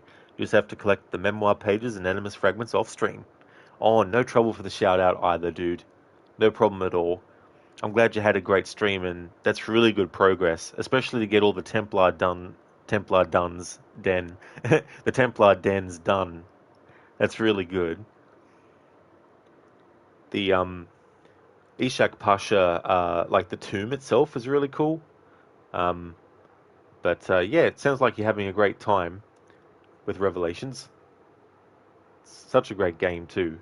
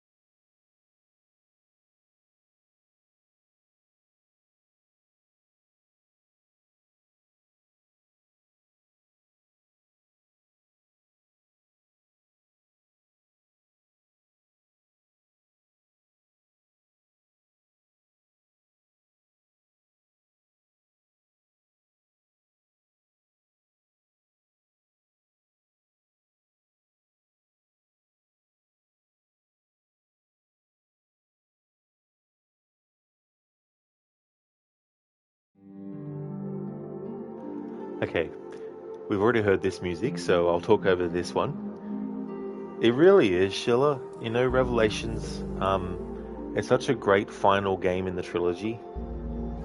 And I like how they married Altair's time period and his memories that you experience as Ezio. You know, like Ezio experiences, as Altair and all that. It's really well done. Pardon me, really well done. And I love the ending still. It's one of the best endings in the series. Hey there, Sage. You just finished the Da Vinci DLC. You're on Sequence 4 in Brotherhood. Oh, excellent. Was it your first time playing that DLC? It's really good. I like doing it. I don't do it every playthrough, but it is one of those DLC that I do like to do at least in my annual playthroughs.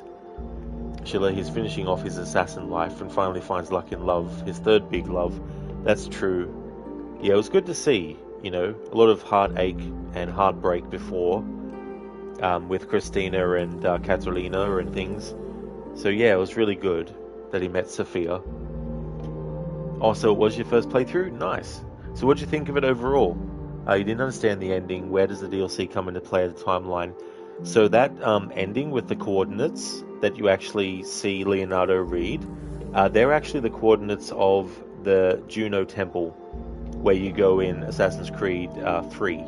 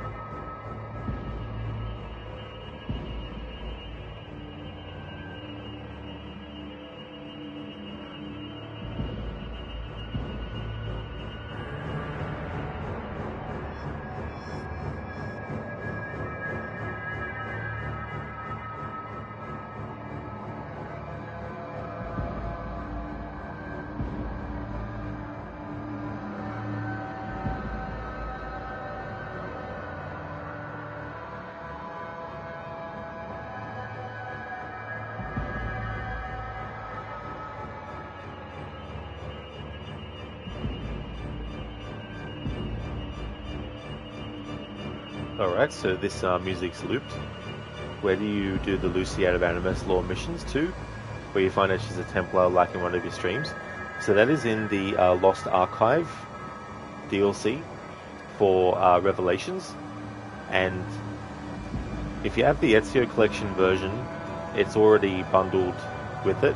It's just accessible in the menu. And the sequences in that are like Desmond journeys that you can unlock, where they're first person, and you've got the environmental puzzles with the blocks to solve as well.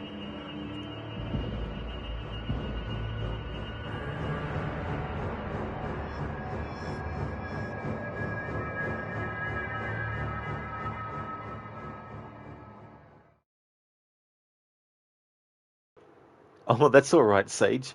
Yeah, there's no trouble at all. But yeah, Revelations is the one for that.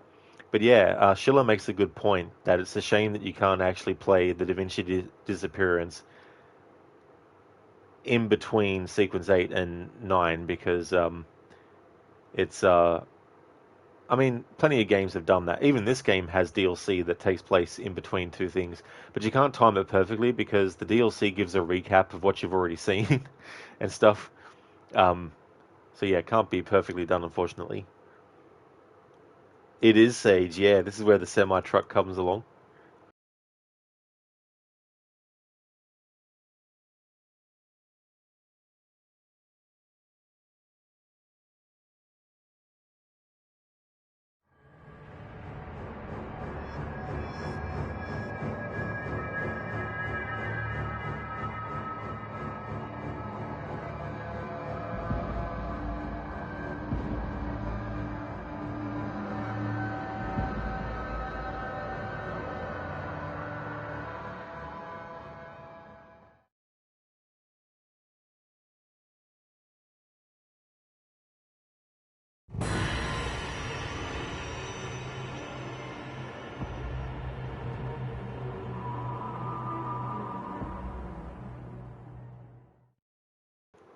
Sage, you play this on professional, where every zombie one hits. Not too fun, but fun accomplishment. Yeah, I've done that probably once or twice in the past before, and it can be friggin' annoying. I also found professional mode on Resident Evil 4 to be fucking annoying as well, especially in the level where you have that big giant, or the big giant balls of fire that the enemy keep unleashing. But yeah, definitely is a good feeling when you finally get through it on that difficulty.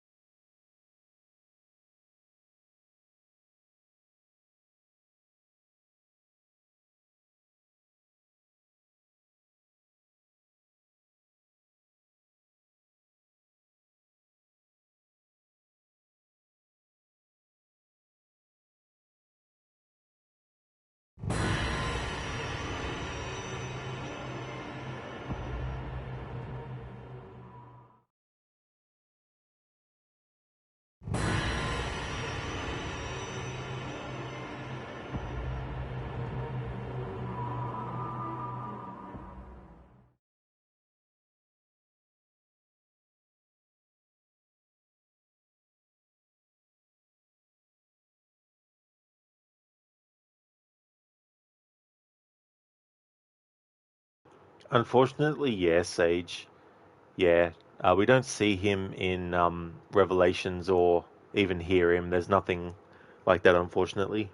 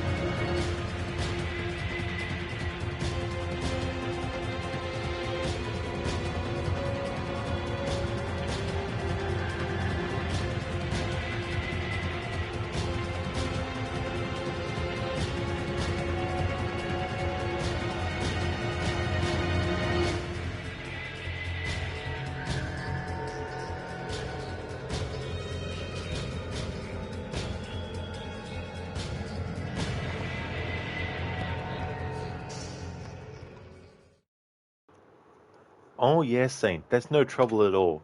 I hope that you have a great time. Hope the race goes well also. And you take care of yourself. Sage makes all the moments with him in AC2 feel like you should cherish them. Absolutely. Yeah. Even though timeline-wise it doesn't take place after the main game, um, sometimes I do like to do it as a last thing before moving on from Brotherhood because it is a great sort of like final thing to do with him. I mean, obviously he's missing for most of it, but it's a good way to elongate the time that you spend being able to interact with the character. He was just so good. Sheila, did you know that you can finish off Leonardo in AC2 without desyncing? Really? No, I didn't know that. What what happens? Like nothing, just goes through.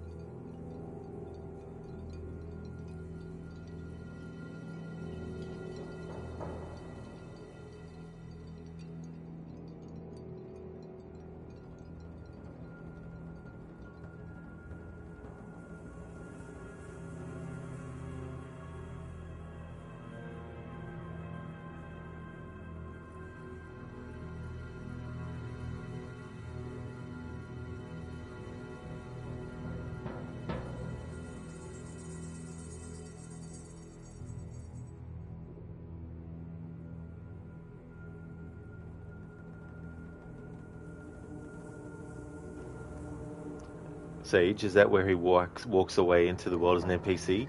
You think he just played that part in AC2, if that's what you mean? So, what happened in that context, Sage? Like, did he just become a regular NPC? Oh, yeah, I think I know the part in the game you mean.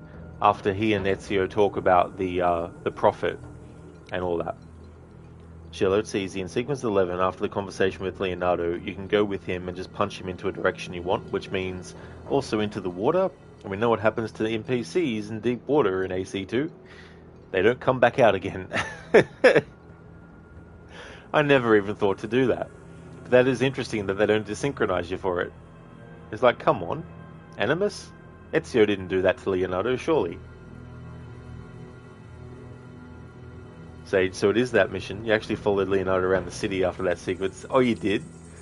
I've always wondered if there is something extra. There probably isn't. You probably spend like hours of real time just following around and nothing happens. But it's those kinds of things that I do think about sometimes. It's like in games like Origins. Like, I sometimes think to myself, I wonder what it'd be like to actually explore every single underwater area, just in case there's some Easter eggs that they put in the water that people haven't found yet. Hey there, Zayas. Welcome on in, dude. Oh, GG's on finishing Mirage. That's excellent.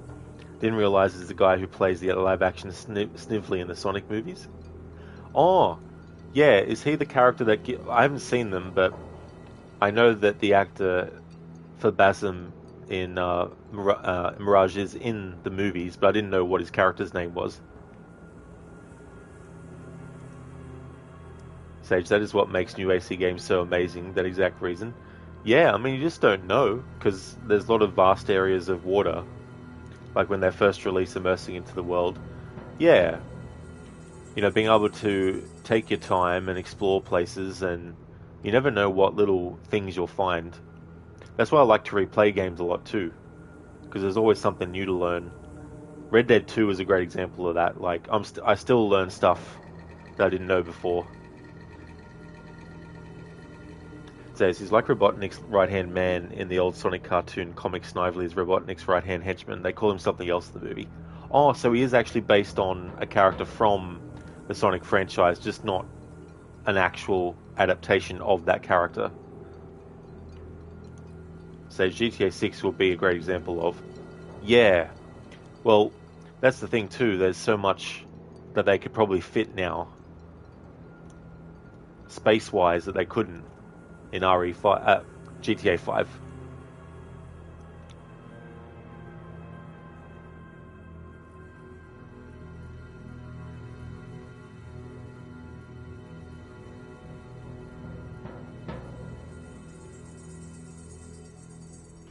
Never have, Zayas, no. Never played Spec Ops The Line before.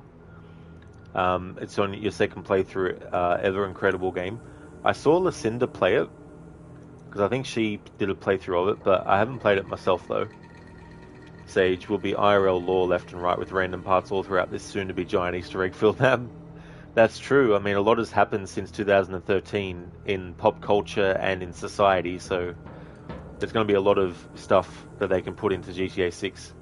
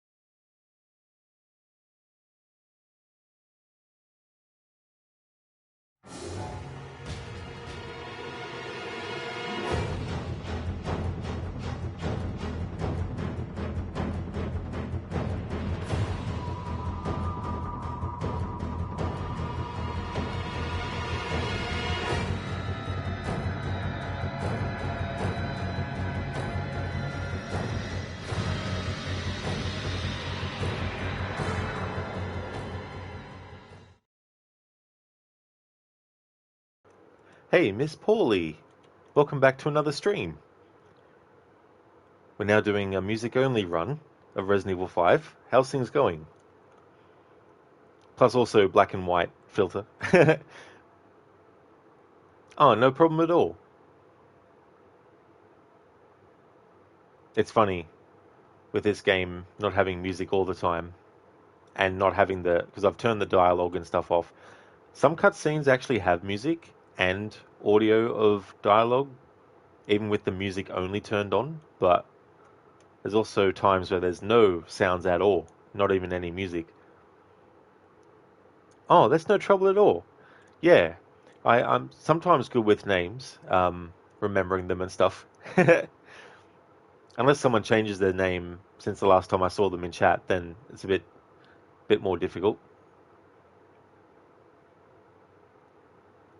Let's get all this loot.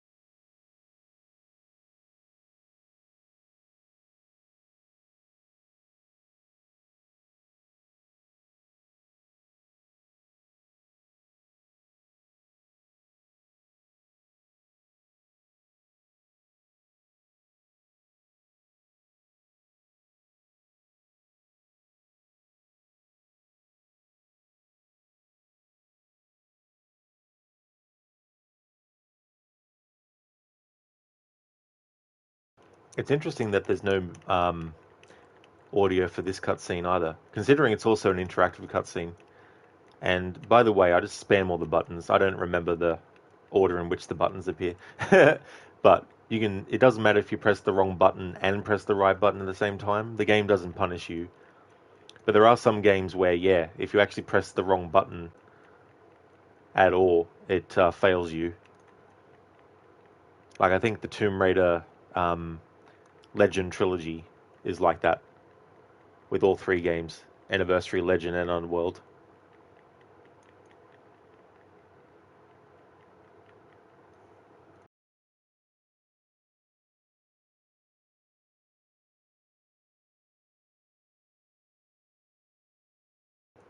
Alright, so they're saved now. Because I don't know which cutscenes might actually still have music in it and which won't, even with the music only in the dialogue options, in the sound options, I don't want to skip them just in case there actually is, because you never know.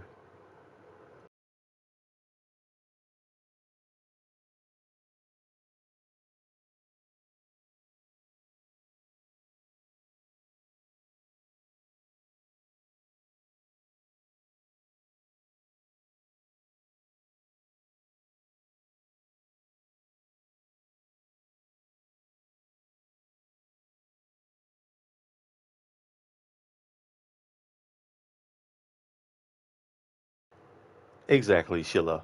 You're not wrong there. So it's Resident Evil 5 True HD Remaster Revival. Yeah, I wonder if they'll ever do that. I mean, I'm sure on PC there might be some mods that do that.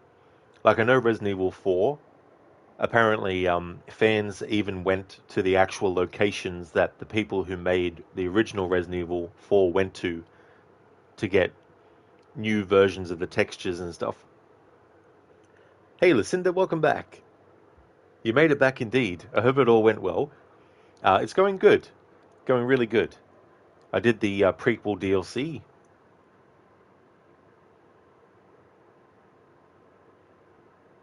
And now we just had that sequence with the motorbikes.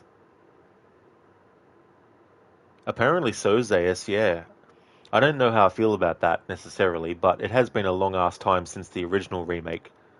So, time-wise, it makes sense that they would do a remake of one again. We've already heard this music, so I can talk over it.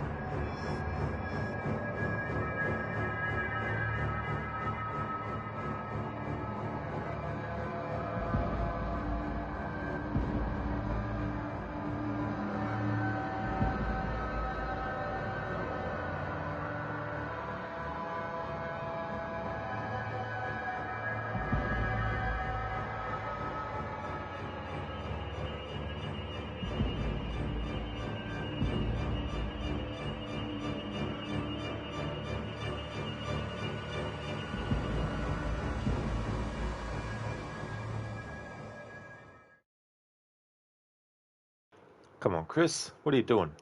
When I play as you and get Sheva to open that, she doesn't have that problem.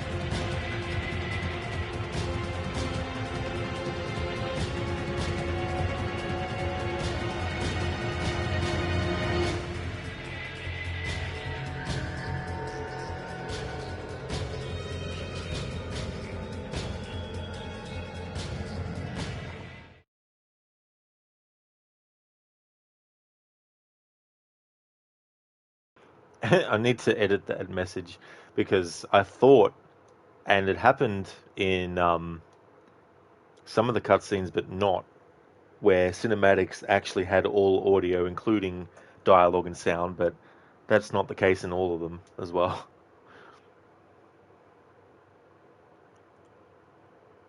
Now we're up to the part where we've seen him before this point, but Ricardo Irving, the just his look and his voice, like.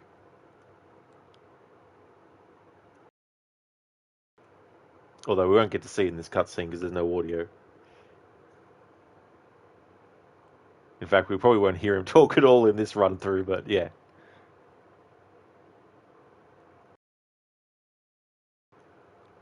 Wow, perceptive, aren't you? You're just like all the other pieces of scum terrorists. Oh, I'm not like them. I'm a businessman with standards. Yeah, Lucinda, I'm a businessman with standards.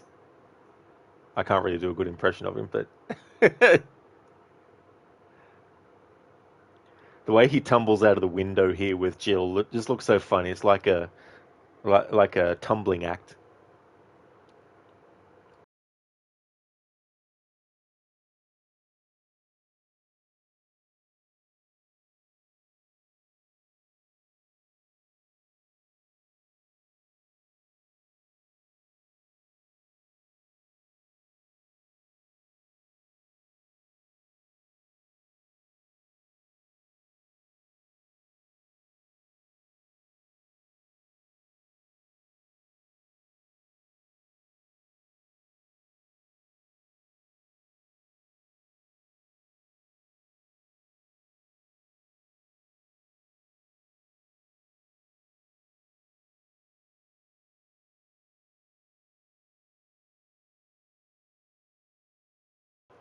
Someone's probably already done it, but I just thought of a mod for this game where Chris is the T-800 from Terminator 2 with a leather jacket and pants and all that kind of stuff.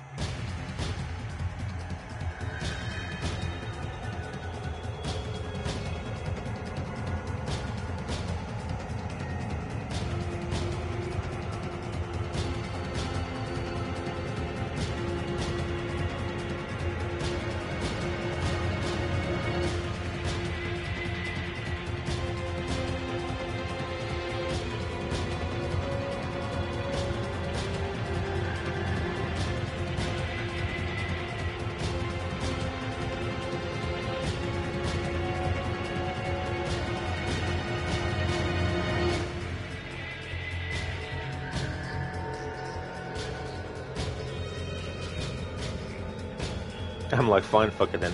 We've heard this music multiple times, so I can talk over it. But yeah, it's like, fuck this. If I can just run through an area and then get to the cutscenes, it's like, so be it.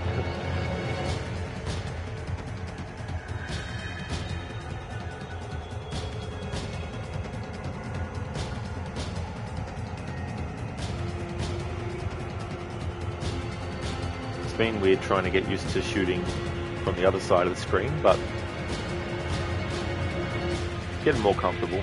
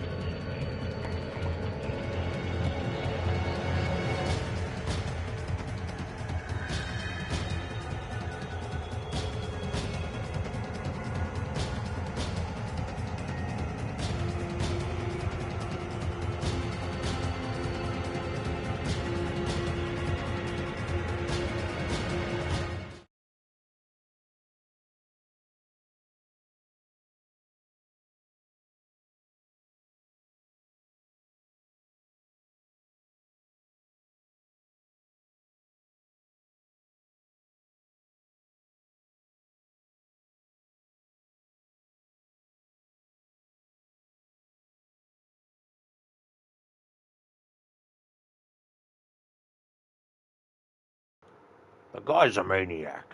Why'd he bite me?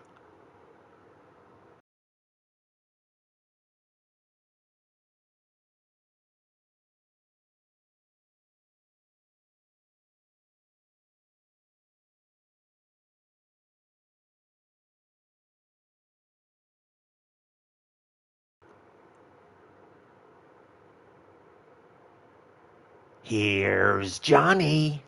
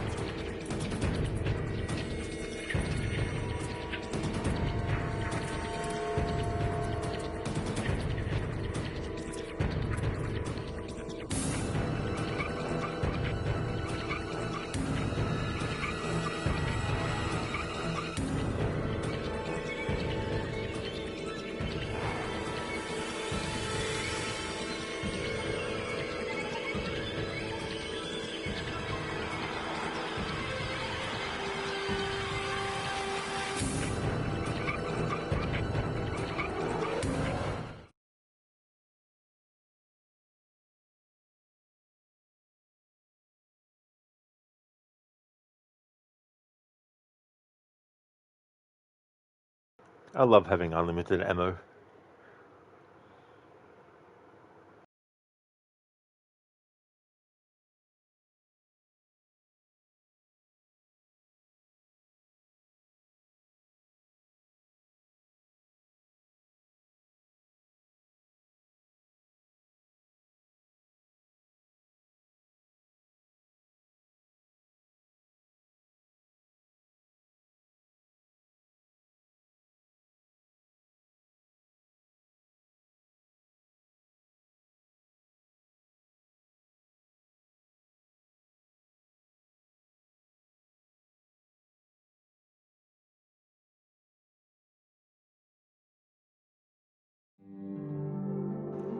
Before I go into the next part of the game, I'll be back.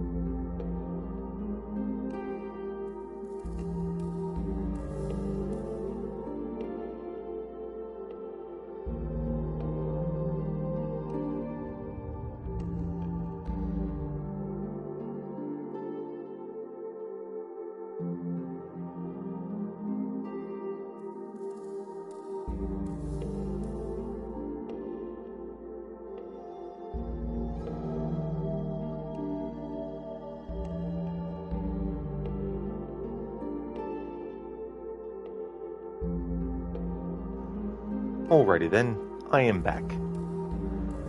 Hey Grail, good morning dude. How's your weekend going? Hope you've been having a good one. Thanks for popping in. Hope things are going well. Just doing a music-only playthrough now of Resident Evil 5. Oh, excellent, Grail. That's great. I'm glad that you've been having a good weekend. And mine's been going well too. Although it'll be over soon, in about 40 minutes. It'll pass over into Monday morning. But yeah, it's been really good. And making good progress. This is the third run through of Resident Evil 5 for its 15th. And doing a music only this time, playing the game with what they call the classic horror filter, which is just black and white, basically. And having Sheva and Chris with different outfits again as well. Been showing the different outfits as I've gone through each run. But this will be the third run and the final one. And then Detroit Become Human will be the game that will take the place of Resident Evil 5. I've been itching to do another playthrough of Detroit Become Human for a while. I think the last time was last year. But yeah, it's definitely a game that I like to play once a year now. Or I will want to play once a year now that I'm able to. Oh, cheers, Grail. Thank you. We just did a boss fight, end of chapter 2. Although, I don't think it's the end of chapter 2. I think it's the end of chapter 2-2.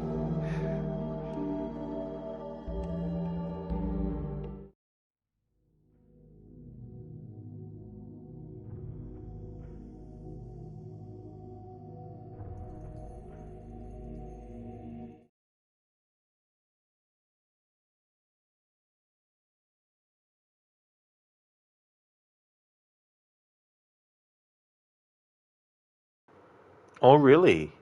That's the game I haven't had any experience with, both the physical card game or any of the video game versions. So it's not too bad. Well, that's pretty cool, because you never know sometimes.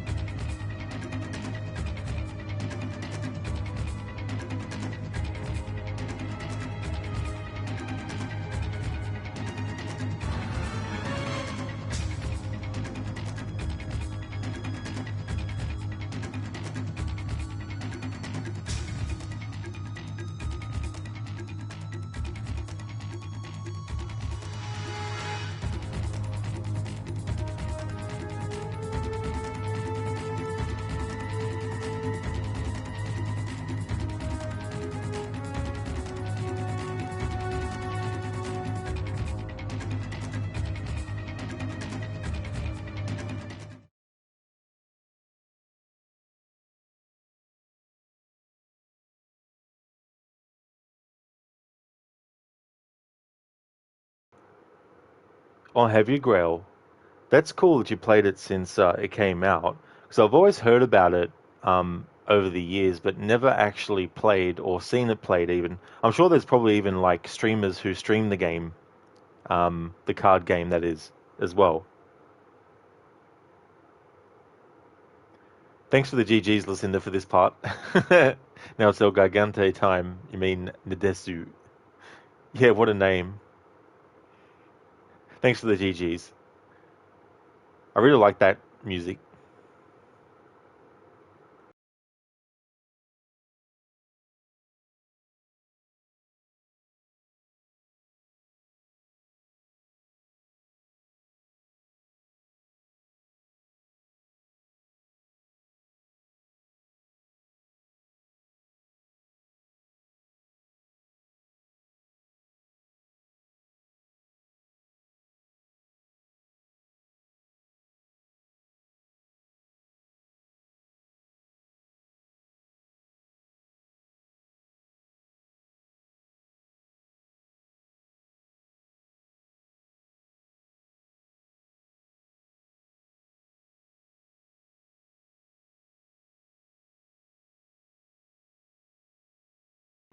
Oh, you love it, Grell? Oh, that's cool. It's definitely good.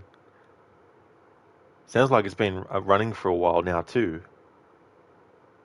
I'm surprised there hasn't been like movies made on it. Although maybe there has.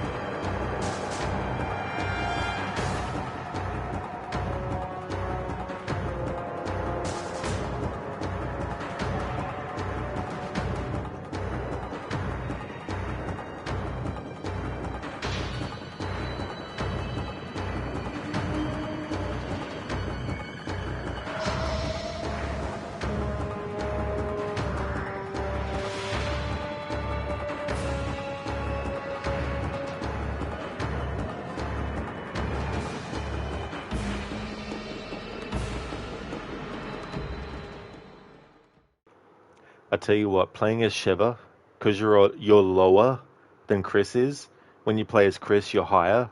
When you play as Sheva, you're lower, and I'm not used to it.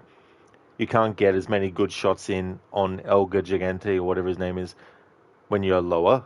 And then because I don't have other cues, I've got to keep in mind the enemies that are actually approaching on the either side as well, and all that kind of stuff. So it's very awkward having to do this from a different perspective.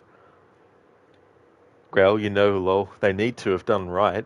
That's true. I mean, I don't know too much about the game, so I don't really know what kind of like base lore there might be, or if it's just pretty much so much now and not sure what they could actually go for.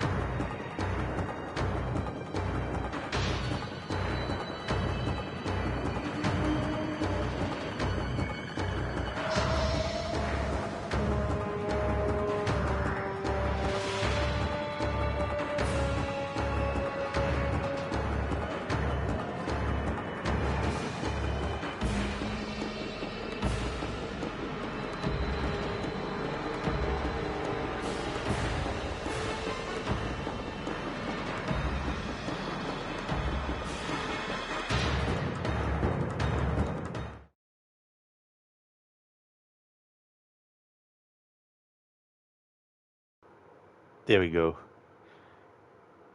Yeah, it's weird because not only is Sheva lower than Chris, the angle at which the game lets you view things from as her is on a different angle. So it makes it very tricky. Thanks for the GGs, Lucinda.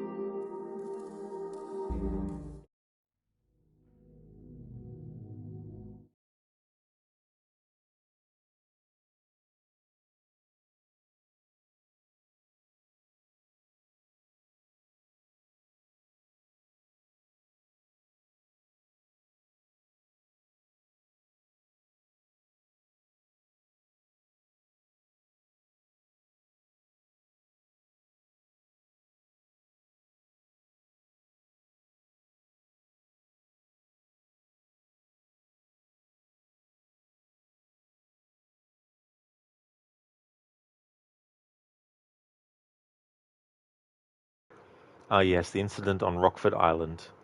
Code Veronica's story. Is all I remember from that game. Just kidding.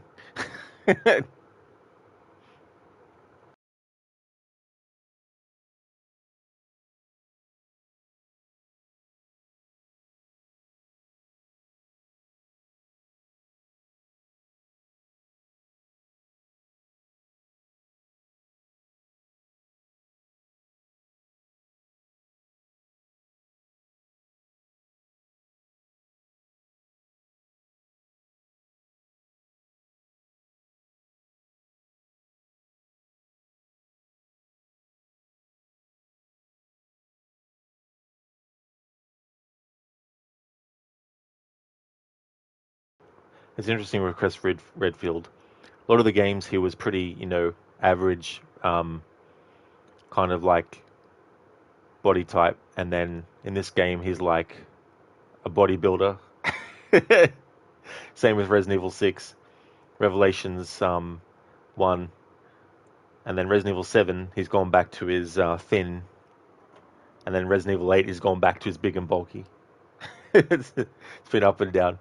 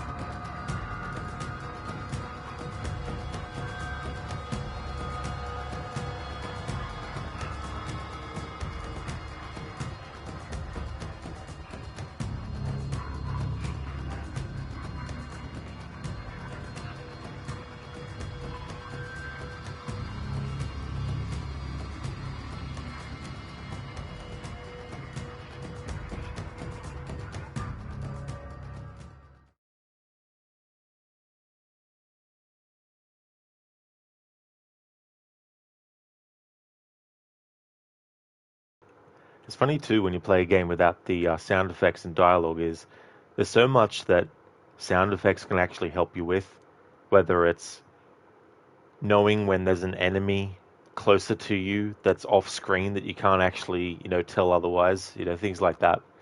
So when you don't have those sound effects, it can definitely make it feel weird. Oh yeah, Grail. It's just so surreal as well at the same time. We've already heard this music before, and this music sounds similar to what we just heard just now.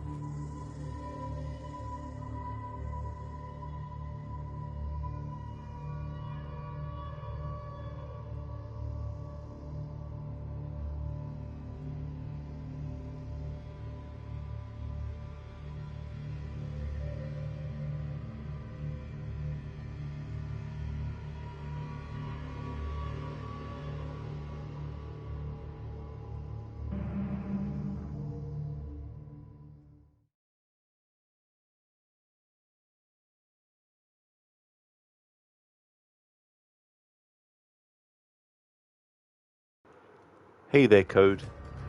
And more tentacles just ripped your pants again in 4 pieces as second time the credit card company fucked the limits. Cannot get the large food orders, etc. at all before the guys manually fiddle at the bank something. For fuck's sake. Don't you love it when that kind of stuff happens, Code? You have all these plans and you want these things to be in place, but then something comes along and is like, oh, we're sorry. We're not going to let it happen the way that you were hoping. We're going to do it this way. And then the whole process has to be extended beyond what it should have been.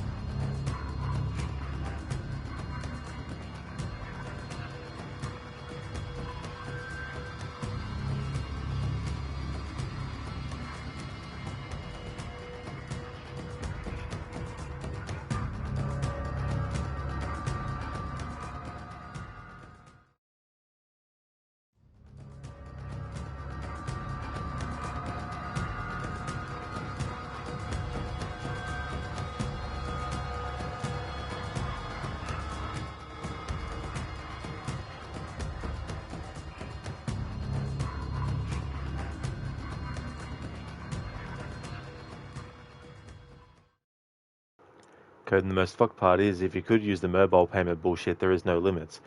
Rates. Account could be sucked dry without even blinking. Yay! Oh yeah. That's always fun too. It's like feeling like someone activated a IRL challenge mode without you knowing.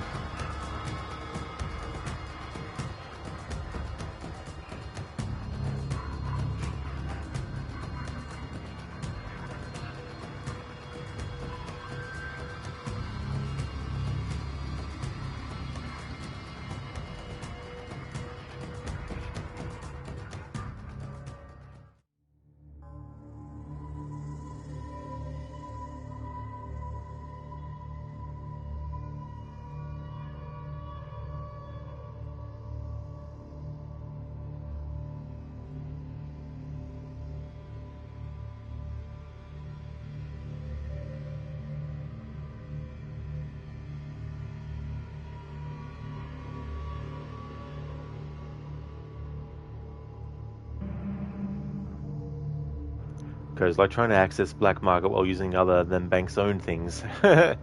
Yeah.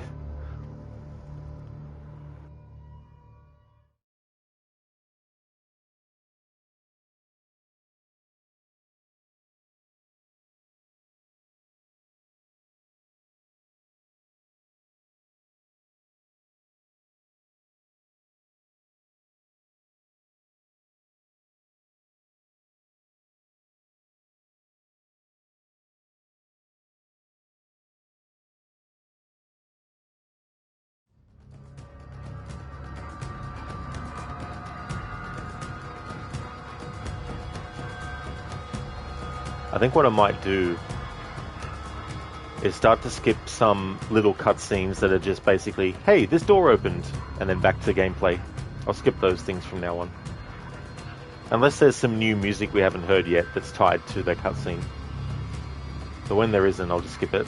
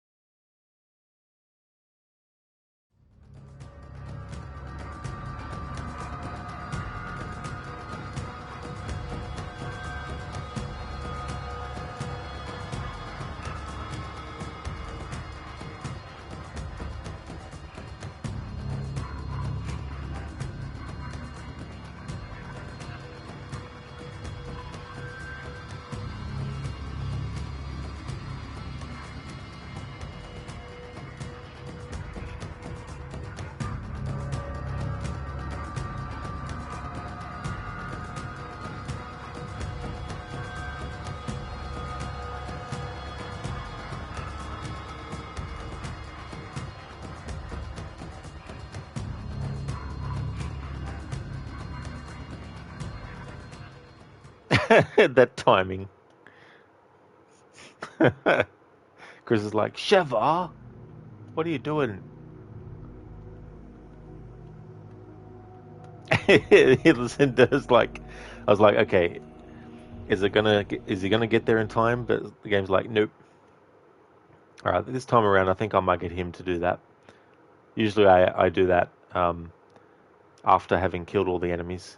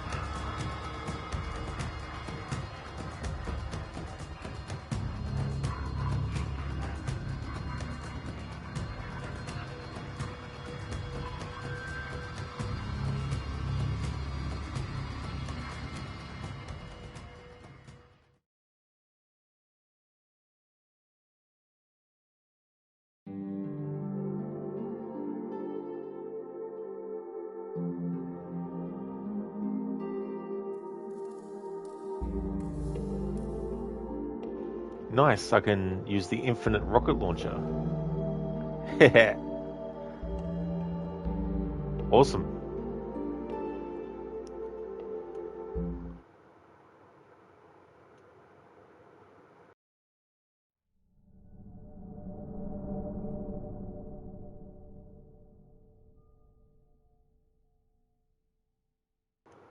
Listen, I don't have launcher damage immunity though. Definitely not, no.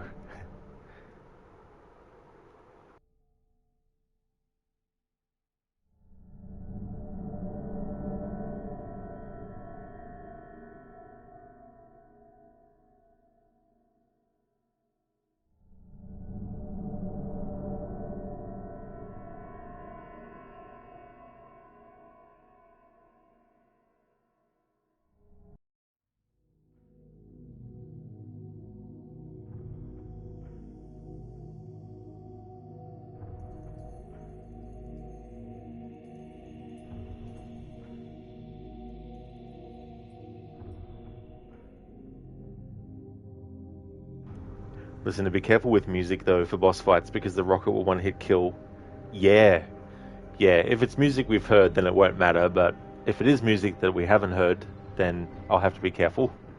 That's why I'm going to have me use it, not Chris. Otherwise he might be like, boom, like, Chris.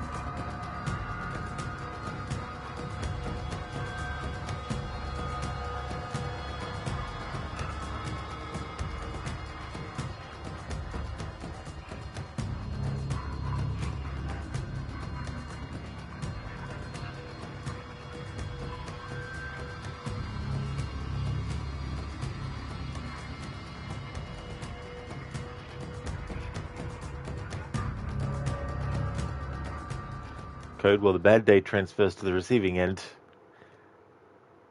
It's like, the quicker a bad day can get over and done with, the better.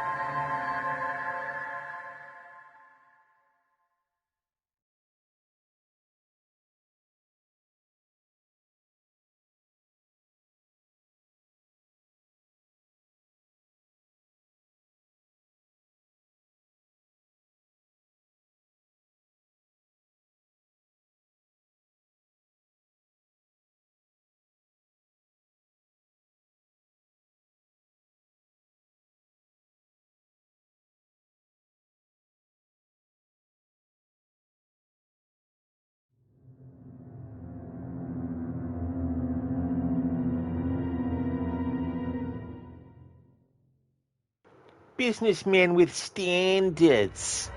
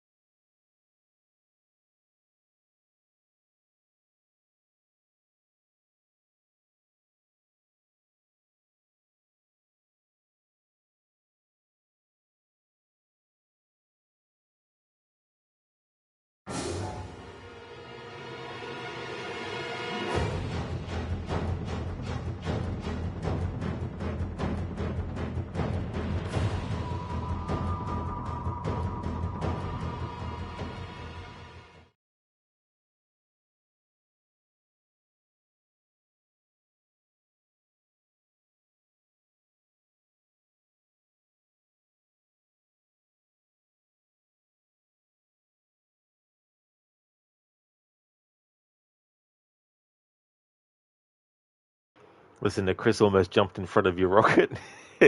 He was like, I'm going to dive and try to catch the rocket. It's like, no, Chris. It's a real rocket.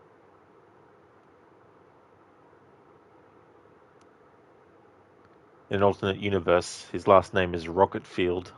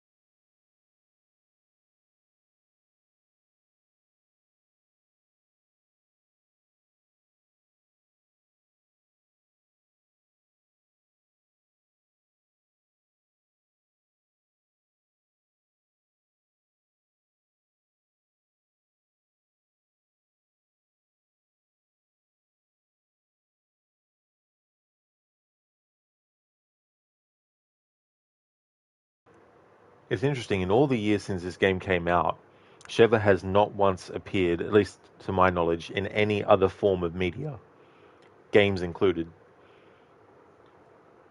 Not in a movie, not in the series that they've done.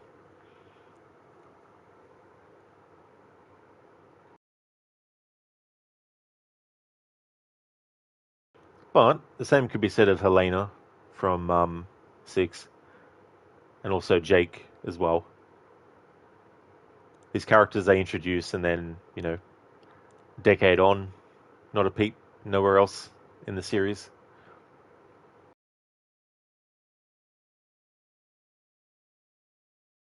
Josh as well.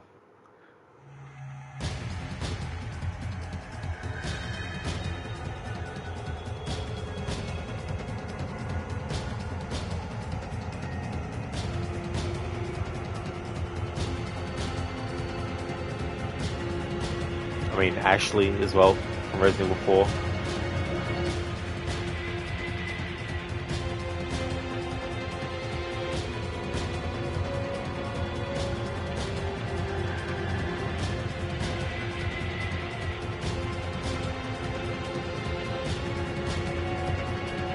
Leon.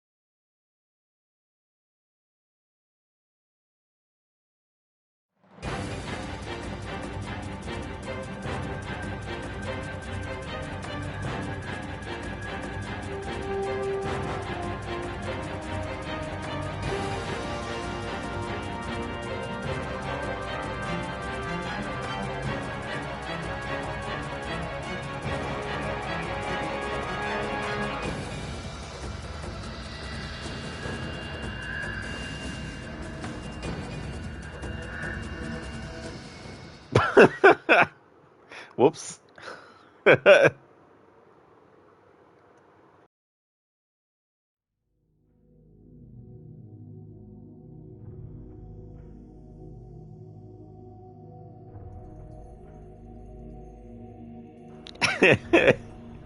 A boom indeed.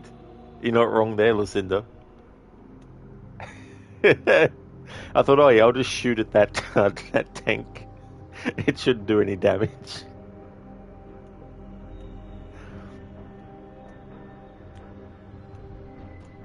Whoopsie indeed, Schiller. That's a big whoopsie.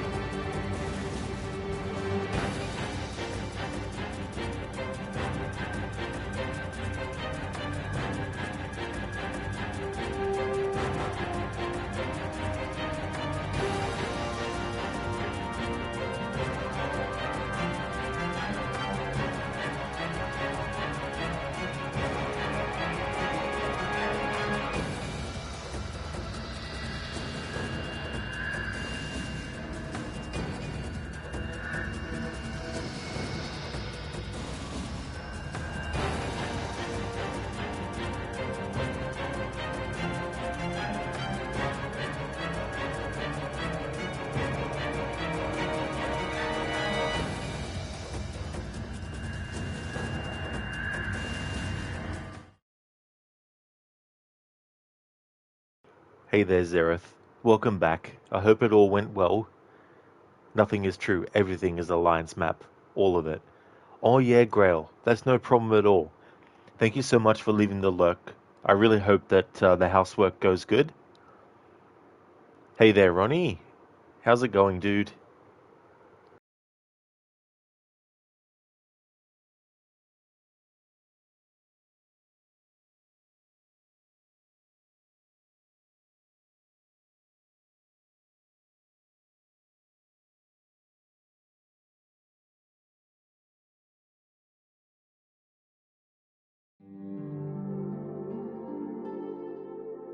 Oh, that's okay, Zereth. That's no trouble at all. Yeah, I was just saying that it was great. Thank you so much for recommending that they were to raid. Sorry, Galara, was it? Yeah, Galara Dragon. Thanks very much for that recommendation for them to raid Zereth. It's going well, Ronnie. Excellent. That's really good to hear, dude. How's things been going with your writing and stuff?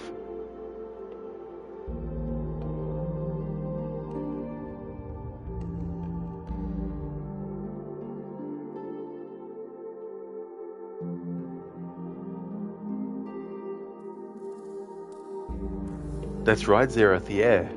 That was cool. It was great that they were doing a marathon of all the games in the series. They had some really cool emotes as well of Guybrush. Especially that moment from Secret of Monkey Island where he finds out exactly what Meat Hook's terrible, monstrous, gigantic, scary, scary monster is.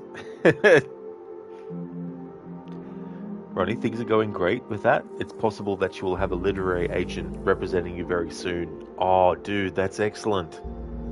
That is really, really good. That is so cool. I'm really glad to hear about that, dude.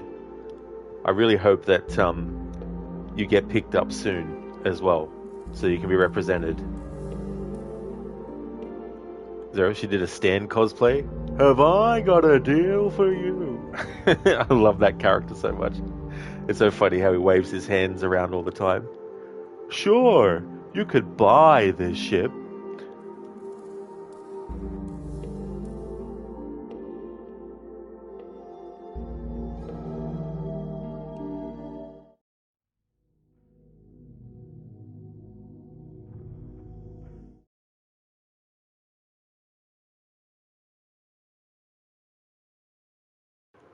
Stan's previously owned stream. Have I got a stream for you?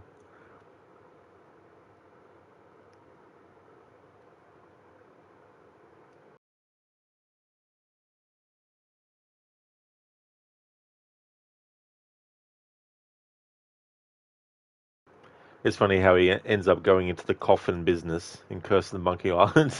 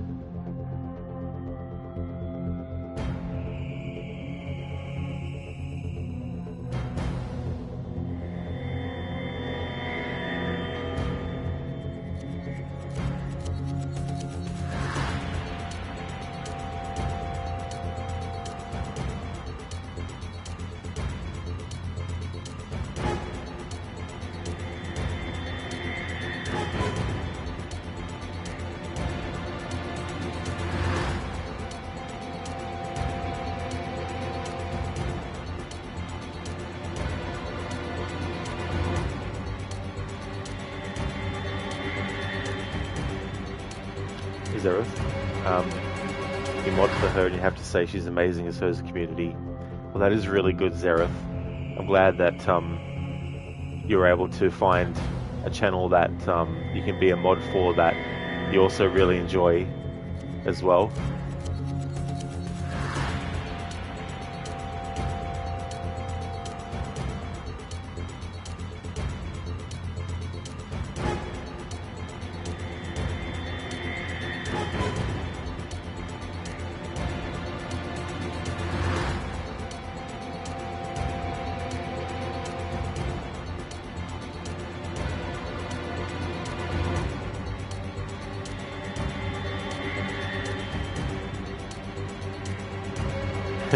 Nothing is true, everything is, I want an egg. Give me an egg.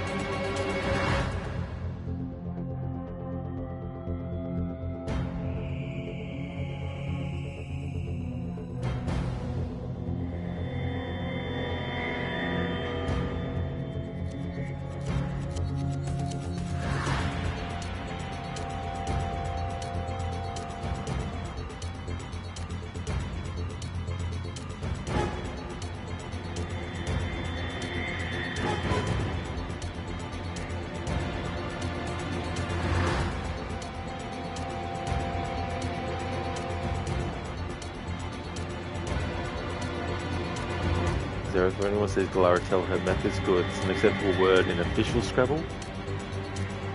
I haven't really played Scrabble that much. My brain's too scrambled for Scrabble.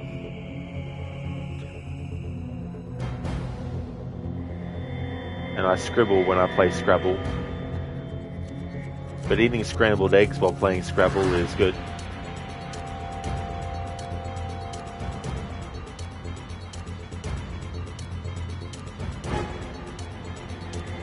Scrabble dabble do. That's a famous saying.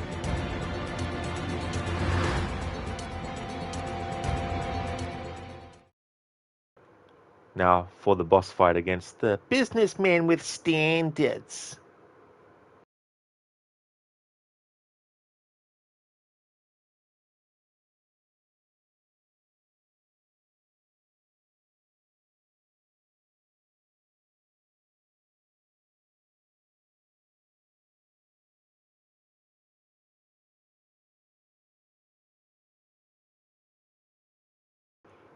Oh, really, Zareth?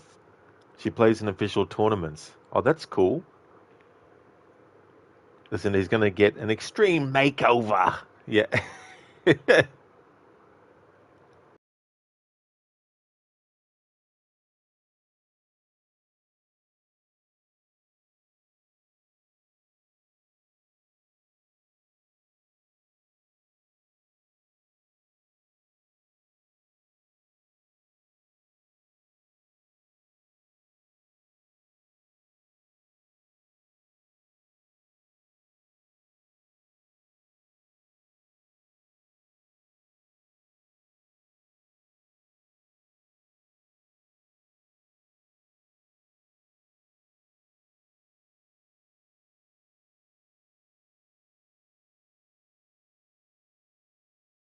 Use this lightsaber. It makes me think of a lightsaber. It looks like a lightsaber that hasn't been lit yet.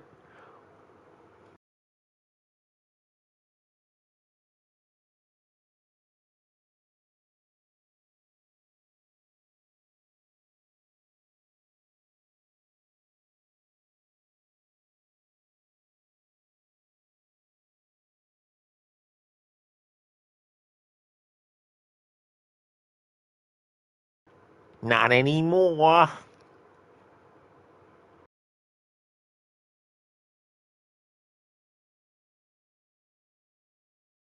Detroit become lightsaber. Imagine that, the androids with lightsabers.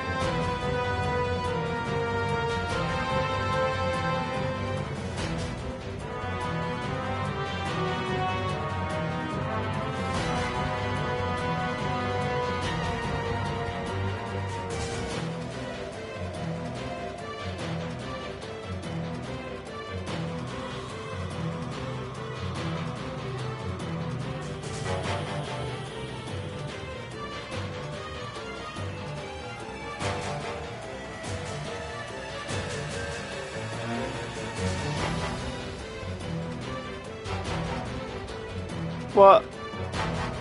I pressed the X button. Fuck you, game. I literally fucking pressed it as it came on the screen. Fuck you and the businessman with standards you rode in on.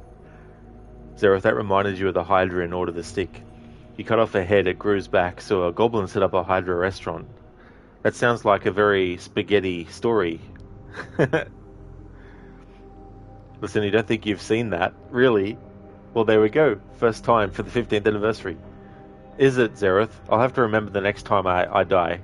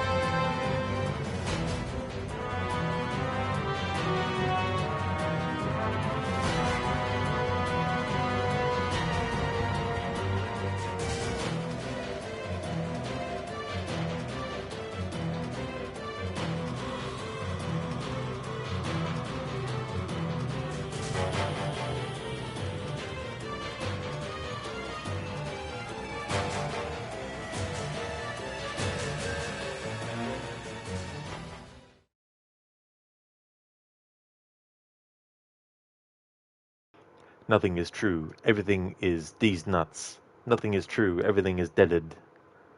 Thanks for the GGs, Lucinda.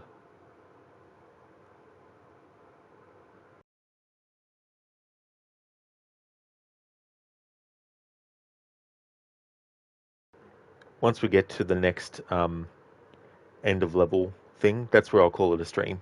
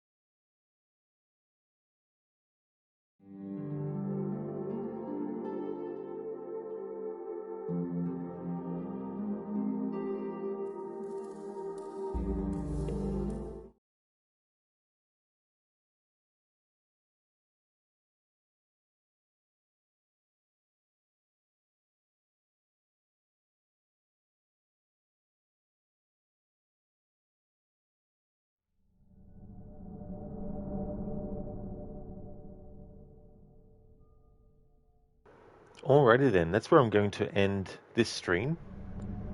So next Saturday we'll get back to this and finish off the overall playthrough. And the game that will replace this when this is finished is Detroit Become Human. So this means that the next stream you'll see from me will be when it's Monday. And Monday I'm starting my annual playthrough of Assassin's Creed Unity, doing a high ground challenge where, as much as I can, the character has to stay off the ground. Like off the ground. If I land on a table that's on the ground, that's fine. But if I land on the ground, then that's not fine. So yeah, it'll be a challenge run. I'll also be doing the Dead Kings DLC, but I won't be doing side stuff. It'll just basically be the main story and then the DLC, and then that's the marathon. Then that's the playthrough done for Assassin's Creed Unity. That's right, Zereth. Yeah, Lucinda put that in the Discord. It was so damn funny. It was so funny to see. Yeah, I don't have a command for that, Zereth. I don't play all DLC that exists, but the ones that I do like, I do. And when I feel like doing so. Detroit, become something. Just become something. Come on. Something. Anything. Just become it. That's all you need to do. Become one. Detroit, become DLC. That could be like DLC in Deus Ex, the next game. You go back to Detroit.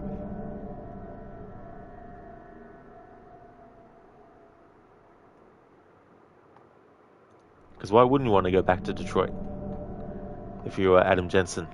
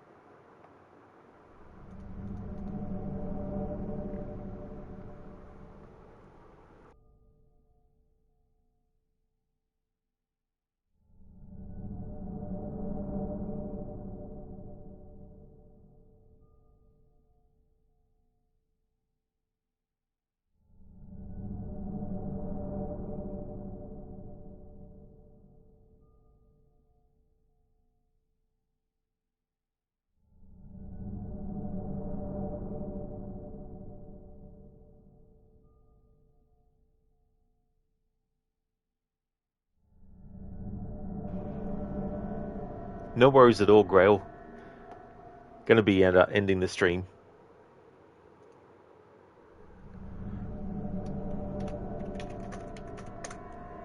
So there's the current schedule. Detroit Become Human will replace this. Assassin's Creed Unity, I'm starting that tomorrow. Before I go, just want to give some shout outs.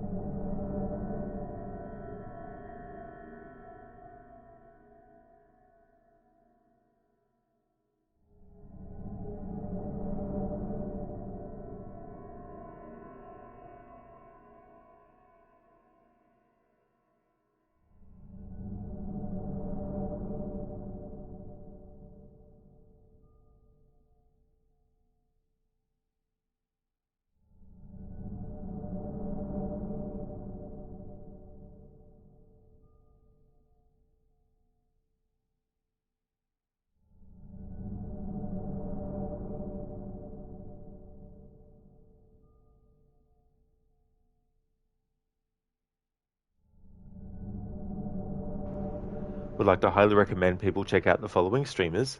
Lucinda, who is doing a playthrough of Bioshock Infinite, has been doing an annual run of that. Is also doing a playthrough of the Techland zombie games, currently on Dead Island 2, and will also be playing Dying Light 1 and 2 after that in that marathon. Also a big fan of Resident Evil, The Last of Us, Evil Within, and Dishonored. Shillerlock is also highly recommended. He's doing a annual series run of Assassin's Creed, currently on Assassin's Creed Revelations. He also does challenge runs with those games, and he's also a fan of games like the Dishonored series, Mafia, Dead by Daylight, as well as the Dark Pictures series of horror games. Also highly recommend checking out Grail. Grail's been doing some Warhammer 40,000 Darktide. He also plays games like No Man's Sky, in which he's doing a permadeath mode challenge, and he also plays games like Skull and Bones as well. He's another great streamer with a great vibe and channel. Also definitely highly recommend Dr. Ronnie. He's playing through Red Dead Redemption 2. He actually streams with a hat on, and he changes what hat he's wearing depending on the game, what time period it might be, what setting, what location, things like that. He's also a fan of the Assassin's Creed series as well as the Spider-Man games and also GTA. Mr. Gote is playing games like Banishers, Ghosts of New Eden, also games like Hellblade and the Outlast series, as well as Ghost Recon.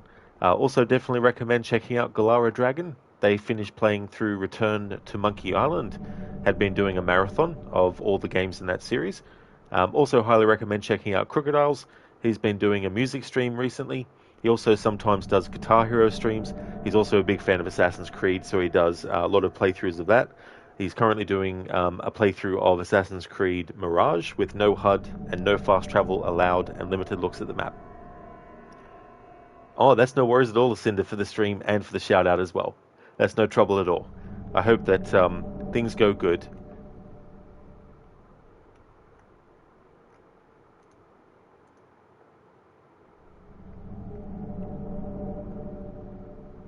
Hey, that's no trouble at all, Zereth.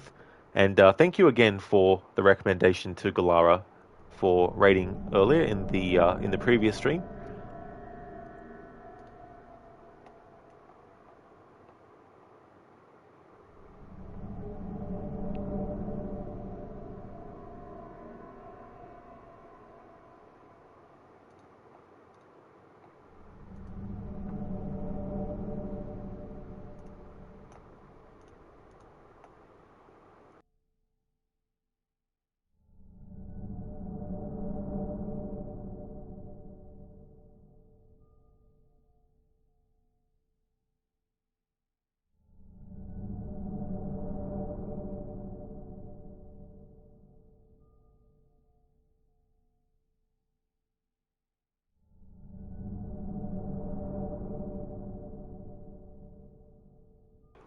Alright, for something different, I'm going to raid a channel that is 24 hours a day, 7 days a week, showcasing different games, different playthroughs people have been doing.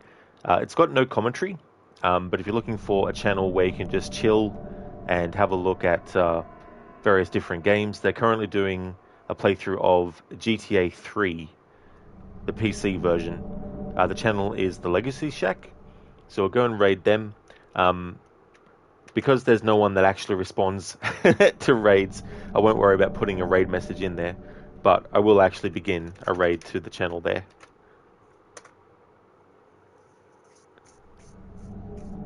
I do, Zarok, yeah. PlayStation 5. Sometimes I play Xbox games with the Xbox app through OBS, and sometimes I do retro PC stuff. Oh, that's okay, Maxi. That's no trouble at all. Thank you so much for the lurking. Muchly appreciated. That's okay for the stream, Schiller. Absolutely no problem at all.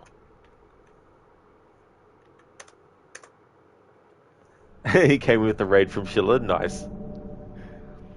Also would like to highly recommend people check out Zamaxi as well. He's doing a playthrough of Assassin's Creed Valhalla. He's been also doing Assassin's Creed Odyssey, but he's put the cringe DLC behind him now. And has been doing Assassin's Creed Valhalla. But yeah, he's another great streamer. That's okay for the shout out and for the stream, dude. Absolutely no worries at all. Definitely catch you around Twitch sometime soon. Sheila, Alliance Map Creed. That's the thing. You met Roshan in Valhalla as well? Oh, nice. That's good. That's good that you've been doing that quest, Maxi.